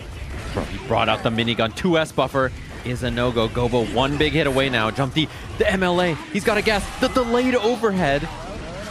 Oh my god, this could be bad real quickly. He has 50 tension, a hard knockdown. Gobo's got a guess. Literally see Gobo switching his blocks. Getting away, gets clipped, and the MLA still in the mix, but still blocking it all out. Say Jam, all counter hit is there though. Nice defense until right there. One more guess away. Gets the low. He built the burst, but it's too late. And just like that, Daru cleans it up, and look at his face. Oh my god, coming down to the wire, pop it up to the crowd. Dude, he won by a pixel. Oh man, it was all down to that. But Gobo, the resolve to stay with Gold Lewis and bring it all the way down to that. Man, yeah, exactly. Like, it looks almost to me like I was like, you gotta switch, bro. Like, it looks like he knows what to do against Gold Lewis. It looks like none of the usual playbook is gonna work, but Gobo knew, right? He made a couple of adjustments to the gameplay, made it an extremely competitive set. But Daru in South Korea on home turf defends his life, manages to move on to the top 8. Yeah, was there like a single person who was like, nah, dog, he's down 2-0, lock that Gold Lewis in. Keep that on there. I think everybody was basically like, this might have to go. So I think fair enough to him for knowing that was the matchup that was going to be the best with, and then making the adjustments to clean things up, get a 2-2 set, put himself in that final chance to clutch things out. And it was a good one. It was a nail biter between them two. So 4 matches so far. Every single match has gone down to the final game. So we've had some scrappy ones so far, and they've been real good in this top 8. And that's the thing with Strive, man. Whether it's like here at the ARC World Tour Finals, at EVO, anywhere you get like international elite level competition, it always delivers in match quality. Like the sets are just off the charts, bonkers every time. Entirety of round 1 was great sets. And all these players, well, I was going to say all these players, but 6 of these players are still in, right? Obviously, we did have to say goodbye to Gobo and Keishu what the move, but still, so many top-level players. We're going to get to see Metallic Cake and Nitro get another chance in the losers bracket as well. That Jack versus Tatuma winners finals. So, amazing. Yeah, it's going to be some great sets. I mean, and we still got a lot to come, right? That's the thing, is that matches so far have been dope. And lots of really good high-level matches coming up, so really looking forward to it. Looks like it's our time for a break. We'll catch you guys after this one with more of our top 8 action.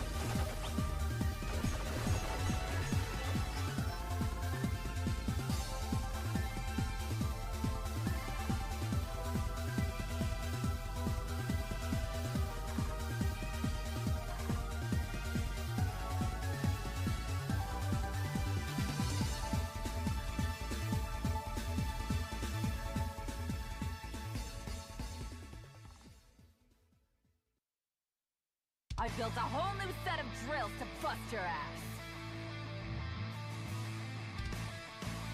Get ready for your worst nightmare!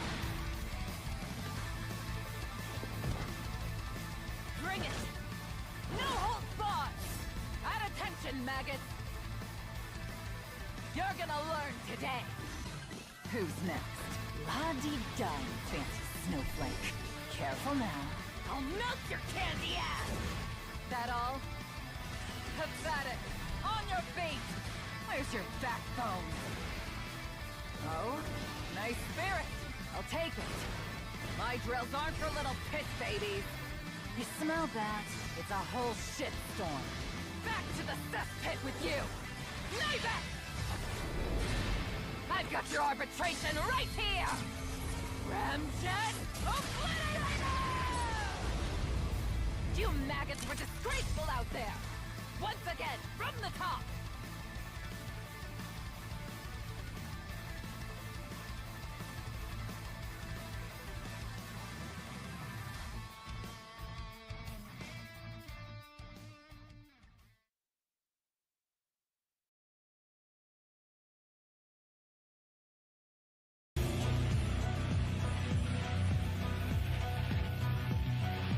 Welcome back to the Arc World Tour Finals, everyone. Myself, Range, along with Sajam, have already brought y'all the round 1 top 8 matches. Every match going down to the final game.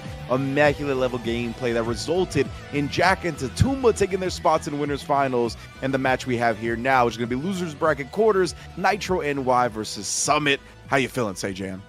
There should be another interesting one here. I think the big thing is that Summit is certainly the attacker, right? I think like he's going to be pulling up and trying to make his offense happen. We have to see the kind of balance between reversals and defensive play from both of them and like who has more resolve, because I think both of them are going to be in some bad spots, going to be having to commit to reversals or not, or how they defend things and deal with stuff. So it's going to be like, I think, another heater of a match. I mean, all the sets so far have been bangers. They've been really, really good. And I'm excited for this one as well. Yeah, it's going to be fun to watch. Like, Summit has been willing to be sending it, and so did Nitro, right? We saw Nitro in that matchup against Tatuma. Both of them were really willing to send the DPs a lot of the time as well. Nitro will use that maybe, like, anticipation of him needing meter or something like that to protect himself against you, and just will let it fly as soon as he wants to.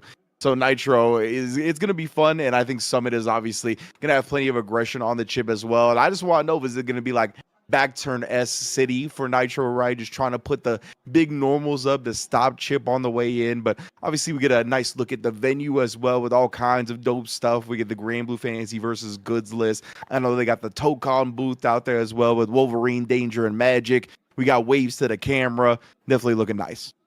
Wait, can I buy all this merch online? I'm like saying all this, I instantly got jealous. I was like, wait a minute, I'm trying to buy some merch. So I gotta go check the site and see if they're going up or if it's up there for this. I know they have a ton of stuff on their site already. Like there's a ton of stuff on their shop, on their website, but I gotta see if some of the stuff I saw there that looked kind of exclusive is around. But anyway, hopefully you guys have been enjoying all of the matches so far. Lots of cool stuff for you to pick up there in person or on the internet, and excited to see this one. Nitro versus Summit, Cake versus Daru in the Eno mirror on the other side, which should be a fun one. Of course, it's going to be a banger one.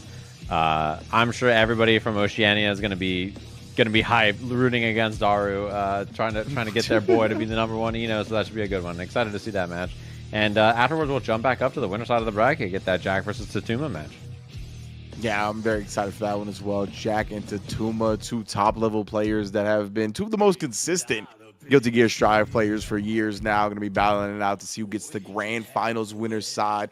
But as we mentioned, right, the next match is going to be Nitro versus Summit, most likely Leo versus Chip. I wouldn't be expecting any other characters. I think Leo can do just fine in terms of teaming up Chip for Nitro. I don't think he's got to go in the bag for Giovanna or Jacko in this case. And yeah, I mean, it's similar to the case of what we see with these, like, a little bit of legacy Guilty Gear characters. Leo's not as legacy as Chip, but these characters that have these strong options at kind of mid-range and whatnot, and it really requires the players to have their own unique tempo and rhythm to movement and picking their options. So it's going to be a fun one between these 2.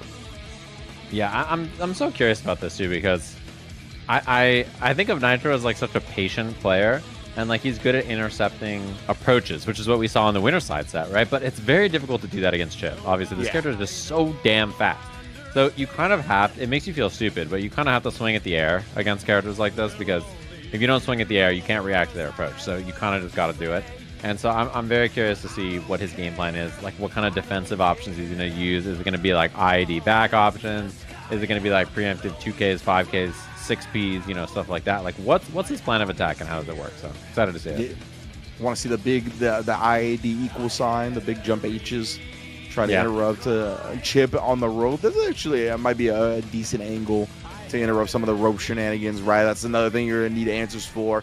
We're going to see how often Nitro keeps the charge as well, right? Ready for the flash kick. So that's going to be another thing that might help him in these aerial pursuits of Chip. But this is going to be our losers bracket quarterfinals, our first match in that side. Nitro versus Summit. Loser goes home in 5th place. Winner stays alive. Yeah, should be some good matches so far. We've all seen them, and excited to see these two scrap. I want to see what this opening looks like. Okay, patient dash block, and then Summit taking his turn immediately, right? Like it's very just, let me pull up and see what you're doing, versus like I am trying to make this happen nicely spaced. And look at the way he played her on the burst right there. Very smart from Nitro as well. And the backdash from Summit. And Ed destroying back turn S, and the IBFD to get some room. Always looking for the jump equal side, but didn't come back in on the rope, just fell at the end of it. Able to pick it up after. Yeah, that was just like he got himself mixed by where he dashed under to, so he didn't even know what side he was going to be on. IB's there, Fuzzy's the overhead, but then that time gets clipped by it and forced off the burst. And Nitro preserving it for a second there, but the low connects. RC's for a little bit of damage, baits out the super. He's got tension. He actually is going to spin it. Summit stayed so high in the air. Oh, and then the falling D with the big counter hit. Nitro, it's so tough to anti that move, right? It has such a quick downwards hitboxes, annoying in many games. Yeah, it's a tough angle too sometimes where he can approach on it. And with the rope out or other things, he can always change that as well, so it's a lot to deal with. Oh, no confirm, he missed the flash. Fortunate. Nitro trying to stay at that space where he can find the anti-air on Chip after these weird angles where he can approach off the rope. Does interrupt the pressure though. Yeah, knowing which characters have interruptible 2K 2Ds on their strings is pretty important, because you can reversal through, which is a big deal, or backdash, right, which is also really nice. Just takes the break with the cling on 5A. Nice, wow. Nitro ready for it. No break here. Just spaced out pressure against the wall. Back turn. Back turn P whiffs, and he has the counter ready. Gets the counter out, it's high, but another DP is sent by Summit. Just a low after. Interrupts him with a blade, and another interrupt with the DP this time. RC as well. Nitro drops the combo though. Oh my god. Summit trying to bait something out there. Gets over, and the burst is gotta come. Yeah, so he forces a burst out. Jump kick air to air. Looks for the throw. The patience from Nitro. Just like down backing and saying, yo, I'm chilling. I'm going to wait for this. I'm going to see what you do. Reaction. Yeah, for the tech throw as well. Just to sit there and know someone was most likely going to be active with something. Very smart to keep the charge in that instance. Dash 5P check. Nice backdash. Gets out of there on the 6K. IB's to the other side, but no challenge. Delay on the flash kick after he tried to bait it. We saw a crazy delay from Nitro in a previous set as well. He's so good at that. Oh my, I thought he was going to do it again there, but blocks it out. The slowdown doesn't actually connect with Chip, so he escapes freely. Oh my, just flings up there, catches him. Gonna take the break. The Klingon pressure, alien stuff. Yeah, man. Other side, cross up, and just before the burst, spends the super to try to squeeze through that extra bit of guts and get the kill. And he does. Very smart right there. Spending the super, super good from him to know, like, all right, cool, I can spend this right now. You're not going to have burst. I can try to get that last bit of damage. Really like that situational awareness. And recognition from Summit, man. Doesn't let anything slip by him. Ooh, trying to switch up the pressure a little bit with the Wild Assault and going all of Nitro's way. Again, spacing out with that back turn S, but the FD pushes him out of range. Wasn't ready for it, and the DP punished as well. RC trying to bait out a burst around it. Nitro patient, though. Yeah, he didn't get close slash there for the chip punish, so kind of unfortunate that he got a bit less damage than he could have got. No wall break there either. Not quite enough wall damage. What a bait. And the burst. He's going to burst to hold the corner here, trying to make something happen, blocks it, and he's going to force burst here for sure from Nitro, I think. Or is he going to wait until after the wall break? The mix-up! Down up, though. He doesn't care about the side. He's second, so he gets the offense. Nitro, one more chance, trying to bait it. Nitro, he's not bursting, holding his ground. RC here, he's trying to hold it for as long as possible, and does. Tap dust in the front. I mean, he was committed. There's no bar down there. Man, yeah, he was like one gambit. All I need is the dust damage for it to connect.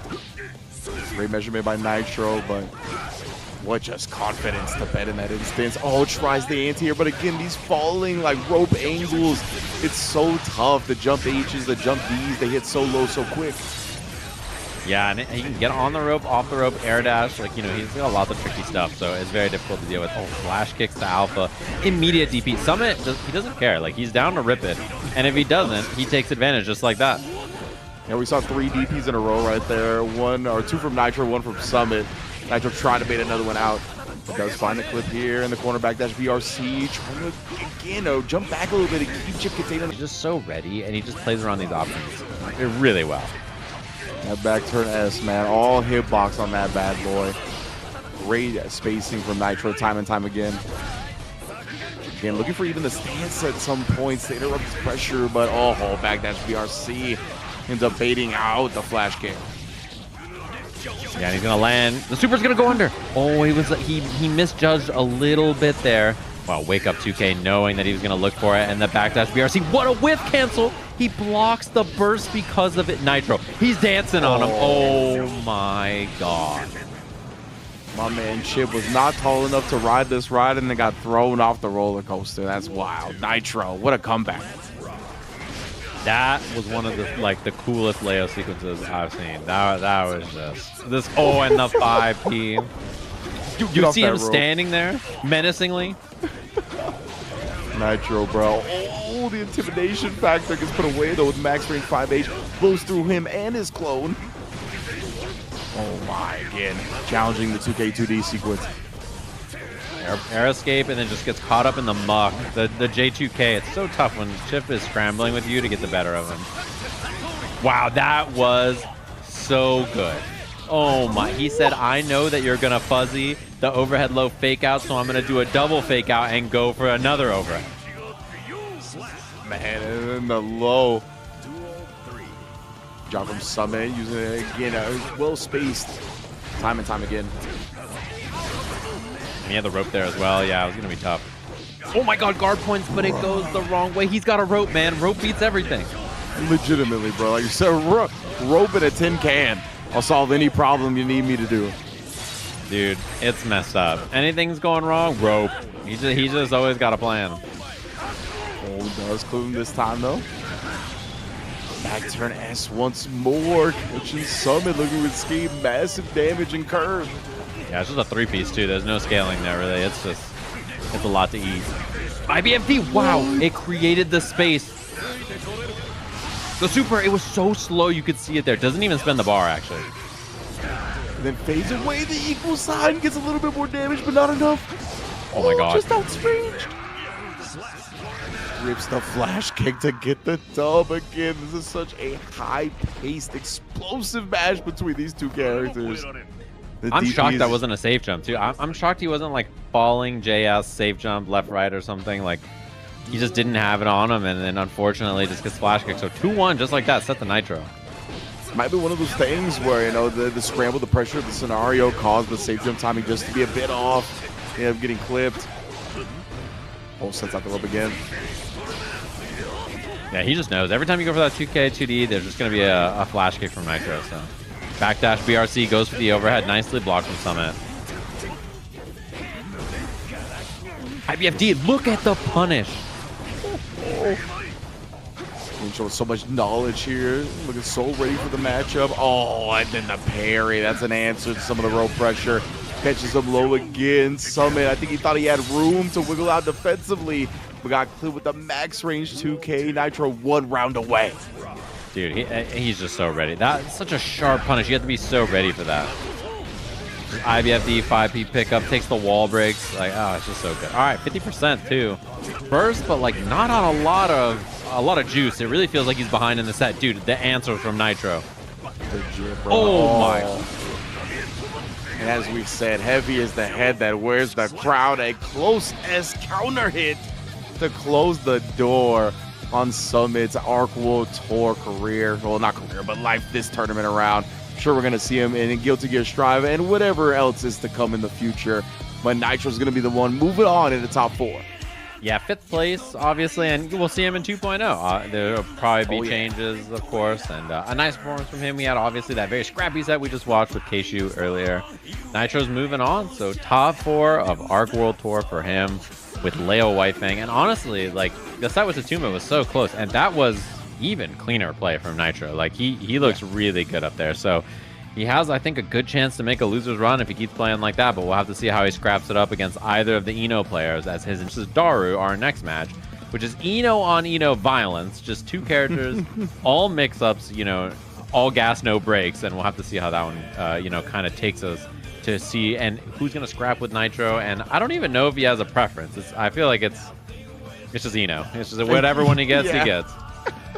Like, I think if you ask him that question, that is his exact answer. It's like, Eno is Eno, bro. Like, I understand Daru's a legend and all that, but at the end of the day, when you're in this competitive environment, you can't get blinded by the bright lights and the stars of people like Daru, right? So at the end of the day, it's going to be an Eno either way, and I'm sure that's what Nitro's preparing for, and it's what it's doing right now to prepare, I should say. It's going to be a sick one. I can't wait. I mean, this matchup is just going to be fireworks. So, you know, a rushdown character fighting yourself, and you have not great defensive options, right? So it's just 2 characters flinging themselves at each other.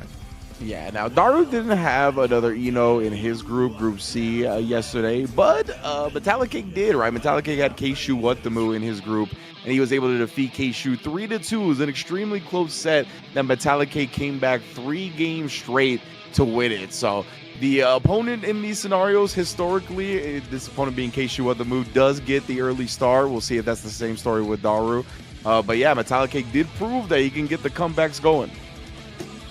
Yeah, and I'm also just like excited to see how this goes, because I think there's a lot to prove here, right? Like, obviously for Daru and for Cake, you know, they're thinking, I want to win Arc World Tour, but I want to be the better, Eno. Like, there's a lot on the, there's like a little bit of like if a Cake wins here, he's gonna be like, I'm the best, Eno.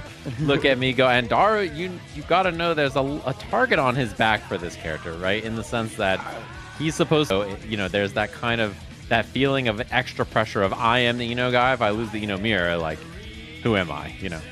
Legitimately, outside of big monetary reward matches and like grand finals or finals type matches, this might be the most pressure Daru's ever had in a set, because not only is he defending the Eno title, but he's doing it in South Korea, where we don't have a lot of fighting game tournaments, right? There's not a lot of tournaments that have international competition where he's defended the home territory.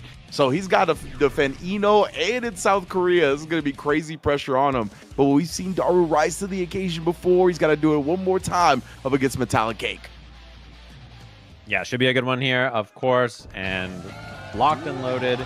Classic color for Daru, always on the black and red. So you just know that's the one. And early yell again, he gets hit low. Listen, for all you Eno players who are like, you can just fuzzy this and do that and do that, I want you to just see, like, we all get hit. It's okay. Like, that's just how it goes. You know what I mean? It's okay. Like, that's what makes her cool. What a bait. And Daru, the confidence right there of his timing as well, right? Not just taking a throw punish, getting the closest counter hit, knowing he's going to have that window shot perfectly. Oh, and 2P, he was being very safe around burst right there, the consciousness. But that immediate walk-up bait on the deflect shield, like, that feels so bad. It's definitely a bit of a deflator if you get hit by that early as Cake. It's a demoralizing one, right? Especially when you just watch both characters freeze for a second, knowing what's about to happen. But Cake, again, he's shown the competitive mindset, has been able to put struggles behind him quickly. And again, Daru trying to press on Wake Up here. Deflect shield late, but he covered it with the chemical love. That was so smart. Whoa. Wake Up MLA. This guy, he just chose violence in the morning. He just woke up and that was all in. But no options worked. Like, Daru tried mash, he tried backdash, he tried Wake Up MLA. He just did a bunch of stuff and like, please get me out of here. Couldn't create any space for himself. That's for when you forget to write the paper the night before. Yeah. He's just like, I like the 2S attempts that we're seeing as well. There's a lot of strokes, so like preemptively swinging with 2S.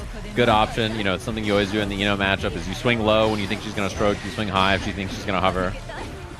That chemical love harassment coming in, doing a lot of damage from Metallic so far, but trying to get some space, got clipped low, covered with the note as well. Oh, tried the 5P, but out of space. Daru's gonna get a slump, but gets thrown.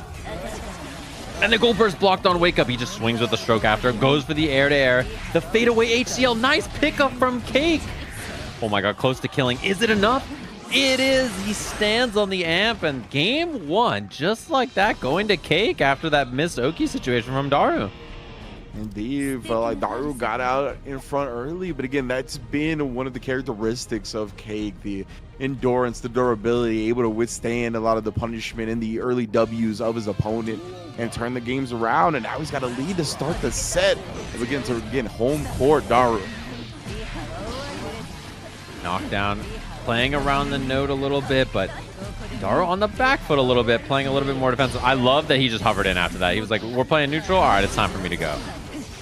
Recognize the dribble there. Doesn't get the punish on the deflect shield that time, and trying to press after the chemical love, and now gets clipped low, thinking the hover dash was coming one more time with it.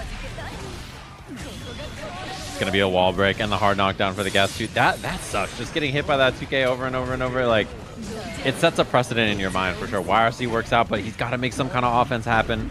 Well blocked there from Cake, and Daru just can't get going. Indeed, beautiful patience right there. IB's the 6H, gets the fuzzy overhead. Metallic Cake, yo.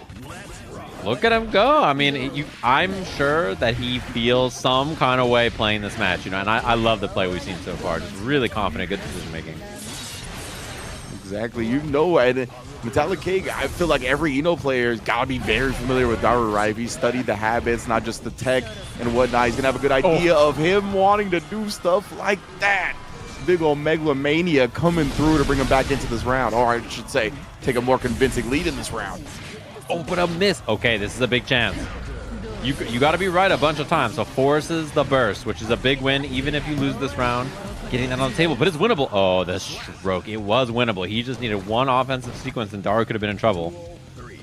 Yeah, 100%. Like you said, getting that burst out is still a big go for Metallic Cake. Harassing with the 5Ps, the delay right there, blowing up Daru's timing defensively. And good damage, wall break. No hard knockdown, but a great spot.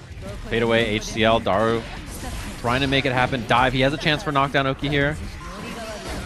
Nicely blocked with the jump, the counter hit, maybe looking for a throw or something, and now there's going to be a wall break, so positive bonus. Back to Daru now, but there's so much meter for Cake. Whoa, the stroke went under the chemical of both players, passing like ships in the night. Bro for Daru once again, though, all the tension off the table, but a backdash is clean, side switch into the open up. About to be burst for Daru. He waits for the burst, the patience from Cake, blocks it in the air, and he has the punish with the 5H, but Daru with the immediate burst. Pilots the note up in the anti-air, loses it. The combo. Oh my god, it could have been a bigger combo, but it worked out okay as Cake gets 2 games just like that. 2 games to none up against Daru. The character synonymous with Ino. It's in the name, it's in the gamer tag. But Metallic Cake might be coming through. Okay, knockdown early for Daru this time. And a lot of deflect. We've seen more deflect shield from Cake than Daru in this match. And the deflects have worked out the last 2 times we've seen him. Delayed overhead. This is a wall break if he wants it. And it is. Yeah, it feels like certain players like using the deflection a little bit more. They want the freedom to make stuff more happen with the tension later and not just spin it on YRC. Nice combo all the way to the wall there. Looking for the HCL to catch him on the jump out. Doesn't find it in the dive pressure. There's the nice OS on the backdash. Wake up super and the punish. Daru's ready for it. Not going to be any kind of burst given the round situation. So a good patience, I think, on Cake there to hold it. Yeah, I agree. At that point, then you just go to the next round. Oh, stroke. Counter hitting the chemical of that time. Huge start. Yeah, big damage on that wall break, too. Got the charged dive kick as well. That's a big starter, but didn't get a combo off. It just hovers in and doesn't find anything. Delayed PRC close slash 6H. Chunky damage for Daru here. And looking for the burst. Doesn't bait it, but still gets another hit. Cake, though. Oh, what? the super after, actually connecting against Daru, and he's gonna burst, but of course, Daru's still ready with it, and the trade works out considering the health. Man, that was a wild sequence in that match. It could have got scrappy. Like, it started to look like, wait a minute, like it's going the other way. Like, it was looking a little scary, but cleaned up and nicely done. Whoa. Man, if that kept going right there, that would have been maybe the cleanest, stride conversion I'd ever seen. But nonetheless, that was a nice three-piece, and it's led Metallic Cake to get Daru's burst. Oh, we found the 2S, and the MLA blocked in the air, uses the HCL to knock him or lock him down and keep him kind of stuck. Side swap. And the damage on this has super. I don't think it's enough. Okay.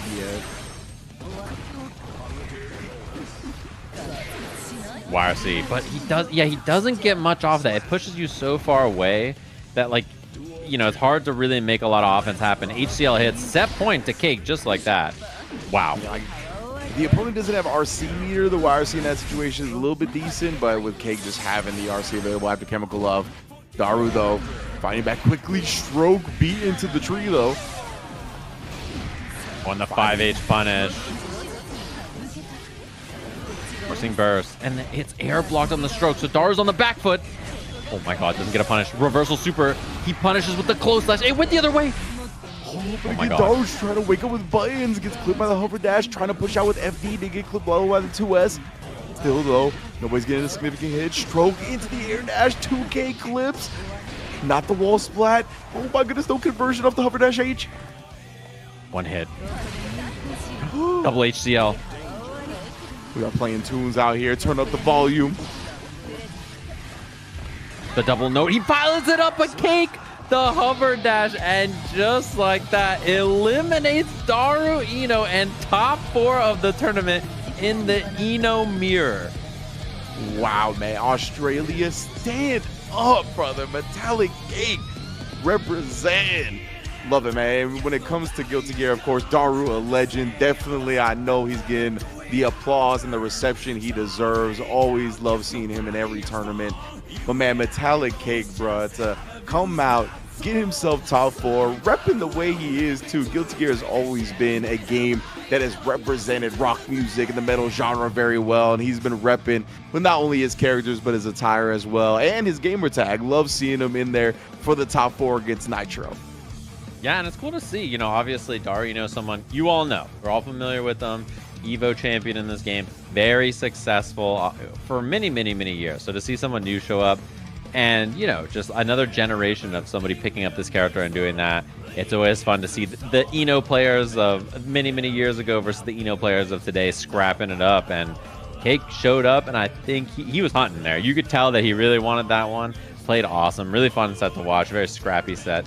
And it was cool to see their different approaches on how they handle defense and their offense, and also how they use the system mechanics and resources to defend themselves and, run their pressure. So really cool set, and that sets up our loser semis with Nitro versus Cake. Winners finals, Jack versus Tatuma. Very decorated, strong players here. And again, we talked about this earlier with Jack. I think the only person I think is maybe super scary for Jack is Jack. Like, if Jack plays as good as he does in every single TNS at home, in his underwear at his house, like, that guy is a beast. But it really just depends on how he plays that day in person, on the stage, live, in front of all these people. That's the only places where he's not played to the same extent that we see, like, each and every week in all these online events. Yeah, and it's so wild because, we're setting it up, right, that, like, he's underperformed a little bit offline, when the only underperformance he's had is that he hasn't won outright, like, almost every tournament, right? Because that's how good he is. It really feels like every time he enters a bracket, he's one of the favorites. He got top 8 at EVO at his first ever offline tournament. So Jack's still relatively new to this environment, right? But with more and more experience, more and more of this atmosphere under Jack's belt, you're going to see them look more and more comfortable going forward. Yeah, and I'm excited to watch this match. Jack obviously was really fun to watch over at Frosty Faustings. The match that was Jack versus Jack's number 3 fan. Pretty dope. And the bracket there at Frosty, if you didn't see it, was great, of course. And the bracket here is going to be good as well. I'm always like, I think Strive just has good brackets everywhere. And there's always so many players. Like, this is a game that a lot of people enter. So excited to watch that, and excited to see how this one goes down. I don't remember the last time I've seen these two play, or if I've seen them play. So Gonna be excited to watch this. It's gonna be Happy Chaos versus Soul. And a lot of it is on how Tatuma's dash blocking and kind of approach works out for him in neutral. And if he can't make his approach consistent and find ways to put Jack on the back foot, then it's going to be a lot of like Jack dictating and controlling the pace of the match with, 2S and like his kind of like dash up 2Ks and like stuff like that to stuff the Soul approach, and then just getting the pressure going and steamrolling. Yeah, that's what I'm thinking about when it comes to Tatuma's approach. That Jack is so good at like maximizing the ranges on these stronger Happy Chaos normals like the 5K and the 2S. And how is Tatuma going to go about approaching that, right? Are we going to try to see some of the Bandit Revolver Gambits that we saw before? Are these dash blocks going to be super on point? We're going to see some IAD bets when he thinks there's going to be a 2S out, right? Like some hard call outs on timings and specific normals. And if that's what it's going to take, Tatuma's going to have to be extremely locked in while Jack can kind of play his standard game, and it should kind of go his way. But, of course, that gets all thrown out the window when you get punched in the mouth. Yeah, I mean, can you rattle the cage is really the question here. Can you pull up a Soul and just make this a scrap? Because if you can make it a little scrappy, I think it puts Jack in a tougher position. But otherwise, Jack's just too comfortable in all these spots. So can Tatuma make some offense happen? Let's find out. Immediate dash blocks in and a big whiff on the DP. So, you got to take a bet early, feels it, rips it, doesn't work out. And then back to back with it as well. Another knockdown, another DP ripped, and it's avoided as well once again. So now Lickham knocks the Ex Machina, ring out. Fully reloaded clip and concentration now. Yeah, and all those resources come back, and you're just like, well, I got to just deal with this in the corner. I get slummed. He gets all these resources back. He gets his bullets back. It's just tough. And not change the dial. Is not a replay. Oh, BRC actually avoided with his own BRC backdash, and then blocking the fuzzy of the overhead afterwards. Sick, nasty defense from Jack. A miss on that, though. Tatuma had a bigger chance, but does the pressure on the corner here, striking and throwing, and everybody out there who strikes and throws is like, man, this game sucks, man. I tried to throw, he jumps my throw, I could have striked, but then you could have just, done this, like striking and throwing. You got to commit. It's the life you play, when you play this character. 100%, man. Jack, on the other hand, just shooting, breaking the wall with the shot and the curse. Only one bullet in the chamber now as well, but took that steady aim shot, chance to reload the clip a little bit. Nice. I love the 5Ps. They're just eliminating the escape options right there. Man, what a way to cover that whiff jump to K with a gunshot as well, but Tatuma finds the hit anyway. Burst out. Jack doesn't want to give him that tension. Oh. Nasty little roll through. Jack. We get the plus frames on the other side here, and again, the tension situation. All the resources looking so good. BRC setting him up shop with another roll. Goes back to the same side. Comboing it all as well. Still going to be alive even with the wall break damage, but so tough for Tatuma to avoid this amount of health. Oh, IBs it in the air. Gets a big counter hit. This is a huge chance. Wall break available. Super for the hard knockdown. The only problem is Jack has a lot of resources to defend. There's burst available and 100 tension. You have to cover backdash, BRC, and YRC, and a lot of really difficult things here. So blocks it out so far. IBFD, and it gets the throw. So Tatuma, despite all the defensive resources, finds the opening. I like that. He needs to go in because he needs to build his own 50% tension, right? And the quickest way to do that was going to be betting on the offense. Oh my goodness, the DP getting dodged. Tatuma trying to burst to avoid further damage, but did not avoid it here. And the patience from Jack doesn't commit too hard. Just lots of dashing in, using lights to try to cut off the approach. Doesn't want to swing with big normals. And thrown, caught Jack FDing, really seeing that he's trying to push some space back with the 2Ps. I love that mix. The BRC forward to just catch you. So smart. Does not have 100 tension, though. Concentration's low. You gotta have to wait. Wow. Out of concentration. Indeed, he thought he might have built some enough back. What a tech throw. Now the concentration is back and pulled out the gap. Frame one. Tatuma lets the DP rip. Both players with burst on the table here. It's so scary right now. And there's the burst. Finds the timing. Oh my god. But the gun's out. Wow, wow, wow. Makes the escape. Revolver available. The 6P does not kill. 50 tension for Tatuma, the whip punish. Where's the burst? And there it is, finds the timing, and the run from Soul Bad Guy, and the whiff by K, looking for the air approach, but Jack just pulls out the gun and says, I'm out of here. Oh man, yeah, it's a Tuba trying to fly up to the screen at first, right? Avoiding reticles at all costs. Once he was cursed, figured the scramble was his best bet because it's going to be hell avoiding those gunshots from there. And came a bit short. Jack, always well aware to letting the gun do the heavy lifting. Early knockdown had run momentum. Finds that 2K2D. This is a big hit, yeah. Immediately going to be forced off the burst. And nice spacing, little 2S whip on it. Oh my. Opens up Jack as well here in the corner. Been a rough one. IBFD to get the space though. Tuma didn't get clean hit DP earlier, so didn't get the wall break. And now there's a chance for Jack. This is positive bonus, happy chaos, running a hard knockdown mix up on you. It's a bad spot to be. Yeah, Tuma, I was gonna say, has no easy ways out right now. He doesn't want to spin that burst, but he might end up having to. Nice backdash. Yeah, no OS or coverage from Jack there. I think was worried about DP or some other defensive option, so a chance. The Tuma been very scrappy in the set so far. The roll through and the double roll through I like just in case there's a burst, because that way you don't get bursted to the corner. Super smart coverage from Jack. Oh my goodness. Behind the back. Wall break again. Good spot here. Resources are pretty solid as well, and you're just one mix-up away. Very safe. Like the patience from Jack there. Concentration down though. Blocks the fuzzy correctly in the 6P. He now to Tuma. I mean, definitely know he wants to get Jack's burst, considering he's already up around. Force him into that final round if they get there without that available. What a throw. Mix-up time. Another. Does not spend the RC. Wild throw is very close here to killing. And the burst. Their timing on it so unfortunate there for Tatuma. Does not get it. They're coming out before the super, but the air-to-air. Gonna make up for the damage loss. Tie up the set. 1-up. Yeah, I like the idea. He was trying to immediately just send it with the super so that you could lock it out, but Jack's burst timing was, you know, pretty solid there. Just immediately spend hit, committed to it. Over box again. Oh man. Speaking of which, shoots the gap for the far S as well, but these wake up punches. Oh my god, yeah, look at that. Just like takes all that space with the dash all the way up 2P. Wall break available. Jack gets the resources back. He gets the one shot. The only thing is low on bullets, which is a little scary. That's the last bullet.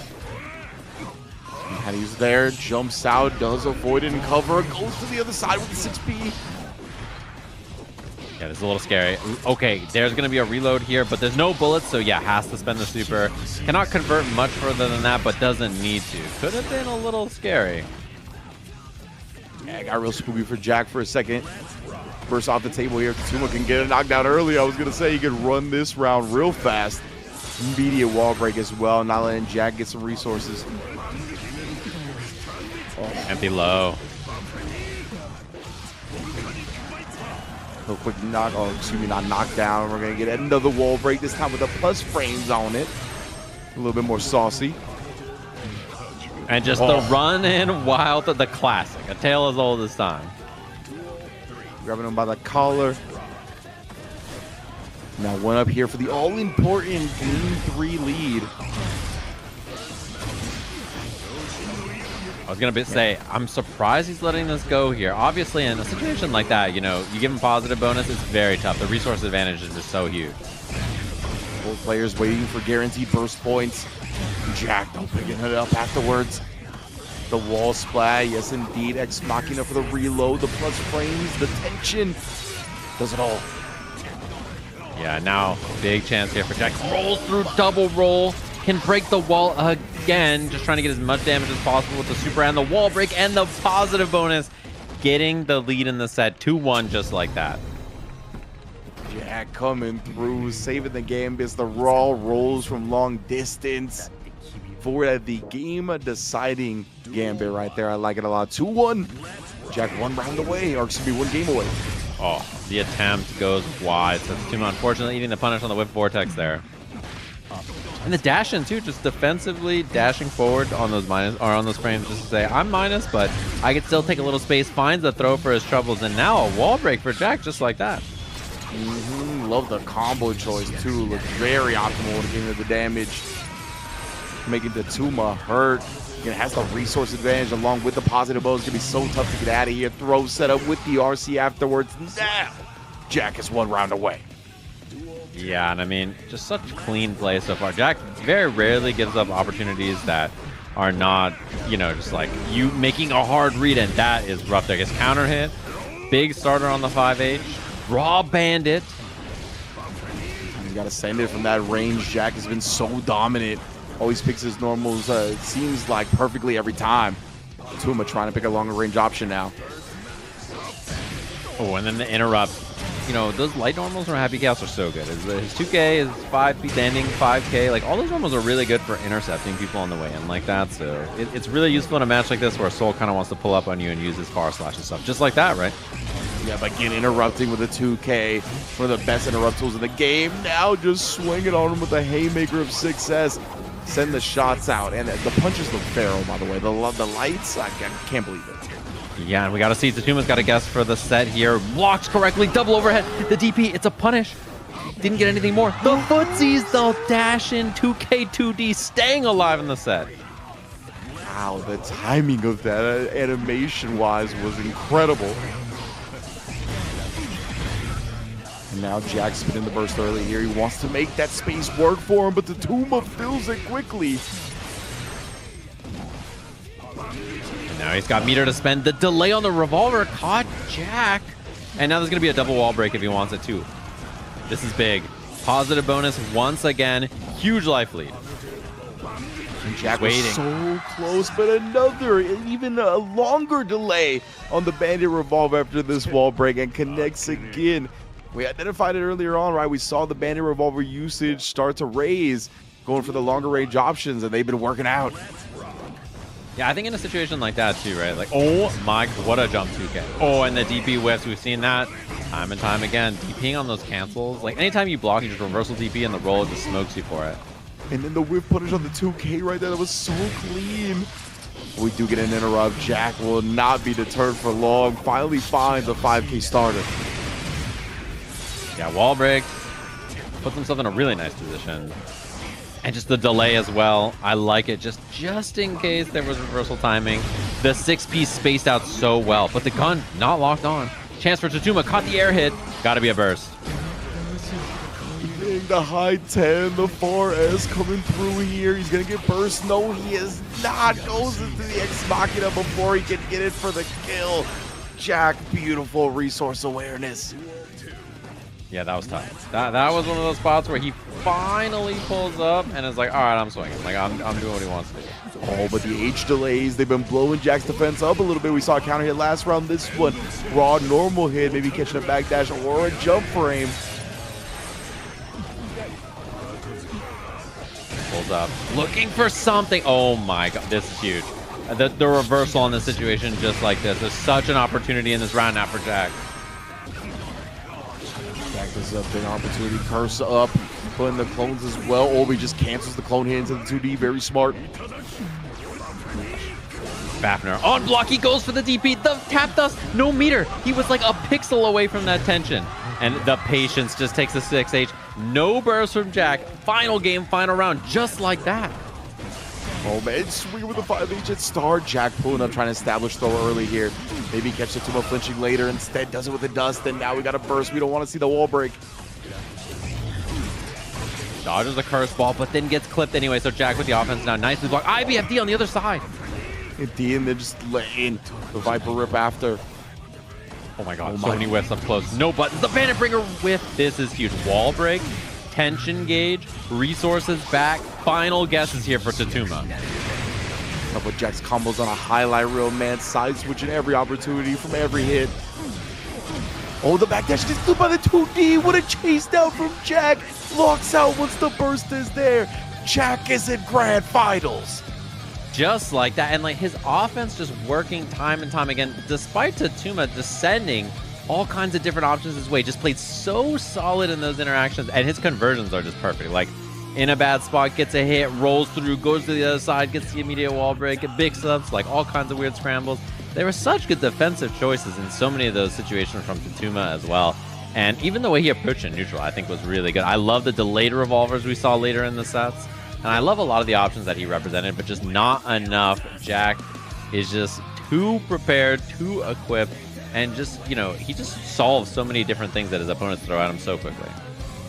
Yeah, you know, when Happy Chaos first got put into the game, the character was appealing to me because it felt like the gun was a puppet, right? I like puppet characters, and it feels like Jack has really mastered that angle of it. Like, he plays Happy Chaos like he's in an assist game where the bullet sets up his offense and then covers the times where the player makes a good defensive choice and dodges the primary option. He just always has the gunshot ready to cover something else, and then he covers the gunshot after, right? Like that 2D chase down when the backdash dodged the bullet. Like, he is just ridiculous from every point of angle. Yeah, he's just really good at finding all those kinds of hits and solutions and stuff. In situations where I think a lot of other players are scrambling and dealing with stuff, and like Happy Chaos is there on the screen, just fighting for his life on defense against Soul, just running up and trying to make things happen. I love the moments where he uses his lights to contest, and then the moments where he walks up and swings with things like Far Slash, which we saw like a big counter hit in one of the last games there. You know, just has a good understanding of when to use bigger normals and when to play like really compact kind of close-up play and try to intercept with like 5Ks, 2Ks, stuff like that. Yeah, like the way he uses Happy Chaos jab, it reminds me of like when we harken back to like 2.5 frame jabs in older games, right? Like, for whatever reason, Jack's 2Ps and 5Ps, the scratches just seem to come out like half a frame faster than everybody else's lights, but he's just that damn good. So Jack going to be in grand finals winner side. Tatuma going to be dropping down to the loser side, awaiting the winner of Nitro and Metallic Cake. That's going to be a banger of a match too. You know, we could see another run back for Nitro against Tatuma. It was like last interaction between the two of them, like this close for Nitro to be the one in winner side, but instead Tatuma got the win there. So we could get a run back between those two, or a set with Metallic Cake instead for a shot to go up there and fight against Jack. Put some mix-ups on there with the Eno as well. So either way, I'm curious to see which challenger will arise from our scrappy losers side of the bracket. Yeah, man, it's going to be fun, right? They're going to have their hands full no matter who makes it to grand finals, because Jack has been looking pristine, been looking like the best player in the world, has taken that position for grand finals winner side. But losers momentum is a hell of a thing, man, right? You really get on a roll here. Nitro dropped down early, right? He defeated Summit 3-1. If he manages to roll through Metallic Cake, roll through Tatuma, could be some big losers bracket momentum being gained. Same thing with Metallic Cake, right? Able to take down Daru in Korea. Like, that is an amazing boon. You got to have so much confidence after that we could see a new level reached by Metallic Cake as well, man. It is going to be a fun one. As far as the Nitro Metallic Cake matchup goes, though, I'm interested because Metallic Cake obviously has done such a good job offensively with Eno, but Nitro is a wall, man, and uses Leo's back turn S and flash kicks so well that it feels hard to get offense started against them. Yeah, and I'm curious too to see like the adjustments both of these players have to each other back and forth as well, because there's lots of good interceptive options that you have in this matchup, and so I'm curious to see like what we see Nitro leaning on in neutral. Like, is it dash up 5Ps? You know, are we sitting in guard point? Are we going to be doing air options? Like, what's our plan of attack here? And I know that there's got to be a high for Cake here after that last set. So is all the energy gone right after that's a good point. That last set, or is he still locked in and ready for this tournament? Yeah, absolutely. Certain W's that, you know, maybe you've been pining for a long time that come in the middle of the tournament, sometimes they can take the player out of it, right? They can really empty the stamina tank, and you see that they're looking a little deflated in their next match. That's definitely a danger here. Metallic Cake, though, we've seen him have a lot of stamina with some of these comebacks, being down, and maybe that's something he'll need in this set to kind of wake up, right? That's another thing that happens to certain players. Maybe they'll come into this set a little bit lackadaisical, but you get hit in the mouth early, especially by somebody like Leo, who can just delete the entire round without you playing much. You get the gamer lean going. You start waking up, leaning forward in your chair, and really locking in. Yeah, and I'm also curious, like, is there ever a thought from Nitro that he wants to be the offensive player here, or is he going to play passive? I'm always impressed that he's down to play kind of like the reactive style in most matchups with Leo, which is interesting, something you don't always expect of this character, but he has like such a good tool set for it. So I'm curious to see how he plays in this, and you know, how he deals with Cake. Eno is a character that used to be way less popular, but you see a lot now. Like, this character is much more popular. She's a lot better in this version. I think matchup knowledge used to be a bigger hurdle for people in this, and now it's definitely a lot more common that people know how to fight the character well. So. Yeah, absolutely. At that point, or I should say at this point, it's more just about not getting frustrated against the character, right? It's definitely a character that could be very frustrating to fight against and easily tilts people. So honestly, a lot of the top level dirt mentally. And I feel like Nitro has worked on that a lot over the course of his fighting game career so far, right? As we talked about, has the championship pedigree, has been in these world-style finals multiple times now. But let's get into it. Losers bracket semifinal, Nitro versus Metallic Cake. Oh, and an immediate stroke under. That's the problem. You swing with the high-hitting normal that catches hover, like 5H. All of a sudden, she just slides under with stroke the big tree, and then that makes you have to go to other options like dash 2K, which loses the hover. So it's just a mix-up you play in this character against neutral. You know, you just have to think about that all the time. Oh, man, the Nitro did find the interrupt this time. Knockdown here, just going with jab pressure, delay DP after the 5K, or the 6K, I should say. I love the combo choice too. Very cognizant of the burst. And obviously, he's got such a big lead, like it's unlikely Cake's gonna spend it, but just in case, you know, just good options there from Nitro. Yeah, Nitro covering all his bases. The BRC drift down, catches him low. Too much reward from that one. Chemical Love, though, keeping him locked in the corner. Oh my, what a throw after the BRC drift down, baits the flash kick as well. Wild Assault to take away the burst. Metallic Cake, it's not over yet. Oh my god, that was such a smart option right there. I love the fadeaway HCL as well, forcing on the boom, trying to get the chip. Nitro has to chase down resources now.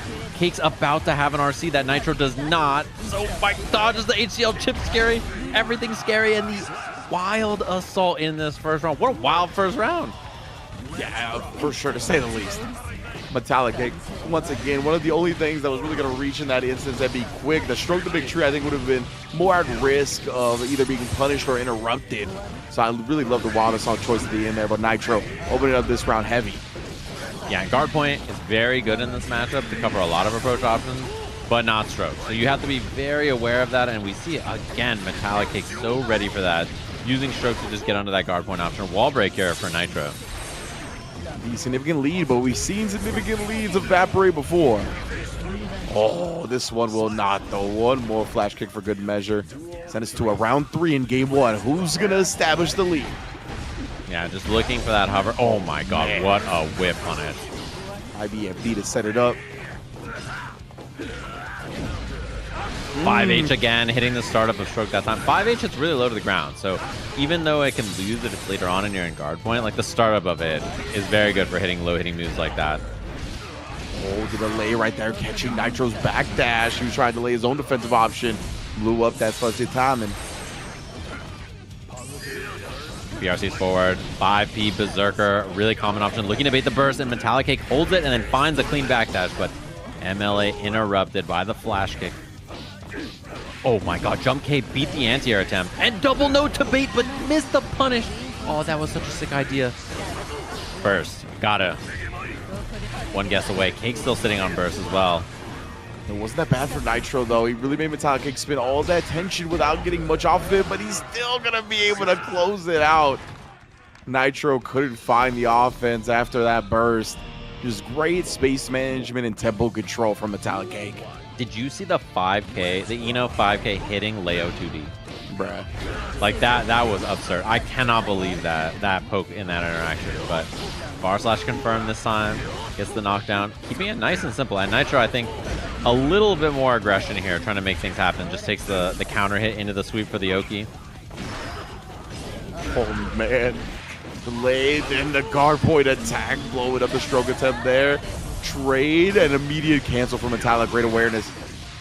Yeah, Clash cancel FD and then Nitro ready for the Clash as well. Both of them just cognizant of it, and a little two-piece for your troubles to clean up the round. Sometimes the best combos are the shortest. Yeah. Big facts, especially in a game like this, right, where of course getting hit, building the burst meter back. Nice block and punish. Oh my, stealing the core, that's mine now. He opened up, using the RC for the conversion, gonna let him recover in the quarter, but immediate reversal stroke. Interrupts whatever Nitro trying to follow up with.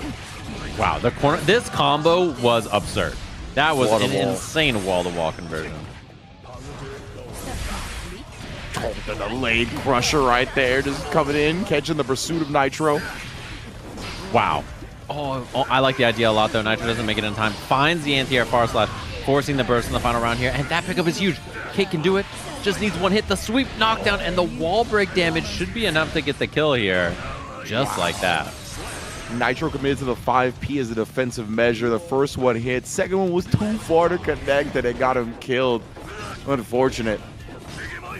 Such a key round here. It's tough to go down 2-0 just like this. So Nitro gotta be a little snappy here and just finds a whiff and a whiff punish with the 2S HCL. Nothing too big, and that is a much bigger starter. What a way to shoot that gap. Got forward so quickly, got under the node, and now opened him up with just the pestering of the back turn kicks. Yeah, so it's just tough to do it. Staggered pressure, you're looking for the overhead, finds it. This should be the kill. No burst available until it's too late, so one apiece just like that. My goodness, Nitro. I woke it up in that final round here. Didn't let Ito play for a second. Overwhelming offense. Love the way he's staggering the pressure a little bit. I feel like we haven't seen a lot of just the back turn K staggers. Really been making his money from the overheads. That's why he's showing Metallic Cake all the options now going forward. Get him to think about as much as possible. And the dash up, round start. Very rare we see even a button from Nitro. I feel like a lot of times dash block, dash nothing. That time, 2S 5H starter. Didn't want to see the end of it. And a little 2P out of the air. This gives you a mix-up opportunity to flex shield. Gets him out of that mix-up. Does not have to deal with it. Stroke as a footsies tool right there, but immediately with the flash kick afterwards.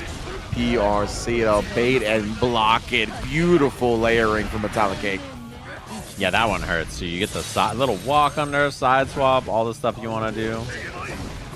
Been showing Nitro hold the gaps a lot, but Nitro showed him the cross up this time. Trying to bait something out. YRC gets him some breathing room. Wow, the unfortunate timing there to get counter hit by the sweep. A lot of damage. He doesn't take the wall break, and he was looking for it and just snipes the stance. He jump cancels to beat the burst, but Nitro doesn't give it. PRC instant blocked, but he couldn't get anything after. Oh no. That's a tough one there. And I really like the drill, the dive, to catch him out of the stance there. It's just such a fast option, but unfortunately couldn't get the rest of that round as Nitro. First hit again, resource advantage is big. Does have burst available, spends it immediately. 50 tension available, takes the sweep. Gonna be routing around that burst, but does not get a block on it. Oh, actually ran to the node, didn't get the block off in time. Oh, and now blowing up here. Super cancel as well to maintain the most advantageous knockdown possible. BRC. MLA sneaks it in before the second hit there. Mix-up chance. Catches him standing up, and that should be the round. Oh my god, but he got fuzzied anyway, so one game, one round apiece. That little walk-up low, it's the same timing as the hover dash jump attack hitting you, opening people up. This time, though, Nitro commits to the jab early. Blows up that timing. Yeah, you can swing if you think she's gonna delay low or if you think she's gonna hover. You know, 5P is such a good check, but doesn't always work out if your opponent's ready and committed to some other kind of option. So what an escape from Nitro and a huge starter. The BRC drift down for the combo starter. He dropped it, but finds another hit regardless.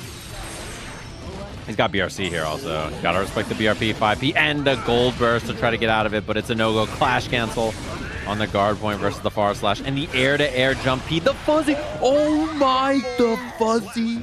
Are you serious? The falling, knowing that he still had the double jump available, giving him the block on the falling button to get the fuzzy open up. Nitro, sometimes he just looks otherworldly, man. That was messed up. It doesn't matter who you are. You cannot block that one. That was just gross. Man, what a play for Nitro to take the lead right there. Tries to interrupt the pressure though with a stroke. And interrupt him instead, and one more for good measure. MLA wall break with the super. A lot of damage. It's a great start for Cake. Still has the burst as well. See, oh my, the flash kick landed rip again here. Oh, what in the world? The fadeaway. 5K into the BRC conversion of the jump K. And look at this. Look at the wall carry on this. Doesn't quite get the break, but very good spot. Love the little boxing in Keiko was looking for with Jump P there, but Nitro, patient, doesn't fall into anything too silly, and now a big chance here. IBFD to get some space, guard point, whip punish. Look at the footsies. From both of them. Yeah, and like that whip punish from Cake too, just like using IBFD and deflect shield and a whip punish so well. And you don't think of Eno as like a whip punish character a lot of times, but that was just really clean. Yeah, and he like knows the distance so well, like staying just outside the range of the guard point attack stand. Knockdown time for Nitro in the front. I don't imagine we're seeing a burst on this round unless things start to look a lot better. Yeah, exactly. Metallica is going to look to make an honest comeback before considering the burst, and that's not going to happen. Nitro covering his bases regardless, though. Had the mirror to burn, so drifting away just in case he felt like a hero. Got to be a little sneaky and find a whip punish there. Doesn't get it in. Look at this confirm. Immediately gets there and beats the throw. Oh my god. And the burst has got to come. You can't give away the positive bonus for free, but still very scary. A lot of damage on that wall. 100%. Nitro just on the back foot to start this round because of it. Trying to look for these closest open ups, but Metallic Cake finds his way out, finds his way back in as well after a little roll under. Oh my god. Look for the fuzzy. Didn't matter anyway. Has the wild fall. Missed it. A chance though. Forcing the block. The escape from Nitro. 6P into the stroke. Ties the set just like that. Nice job. Metallica got caught, I think, like committing to a stroke the last time he had Nitro cornered, and he got IAD into drift down punished with that 2H starter. This time, commits to something a little bit more compact, recovers quicker, able to interrupt with a 6P on the drift down on the other side. Great adjustment.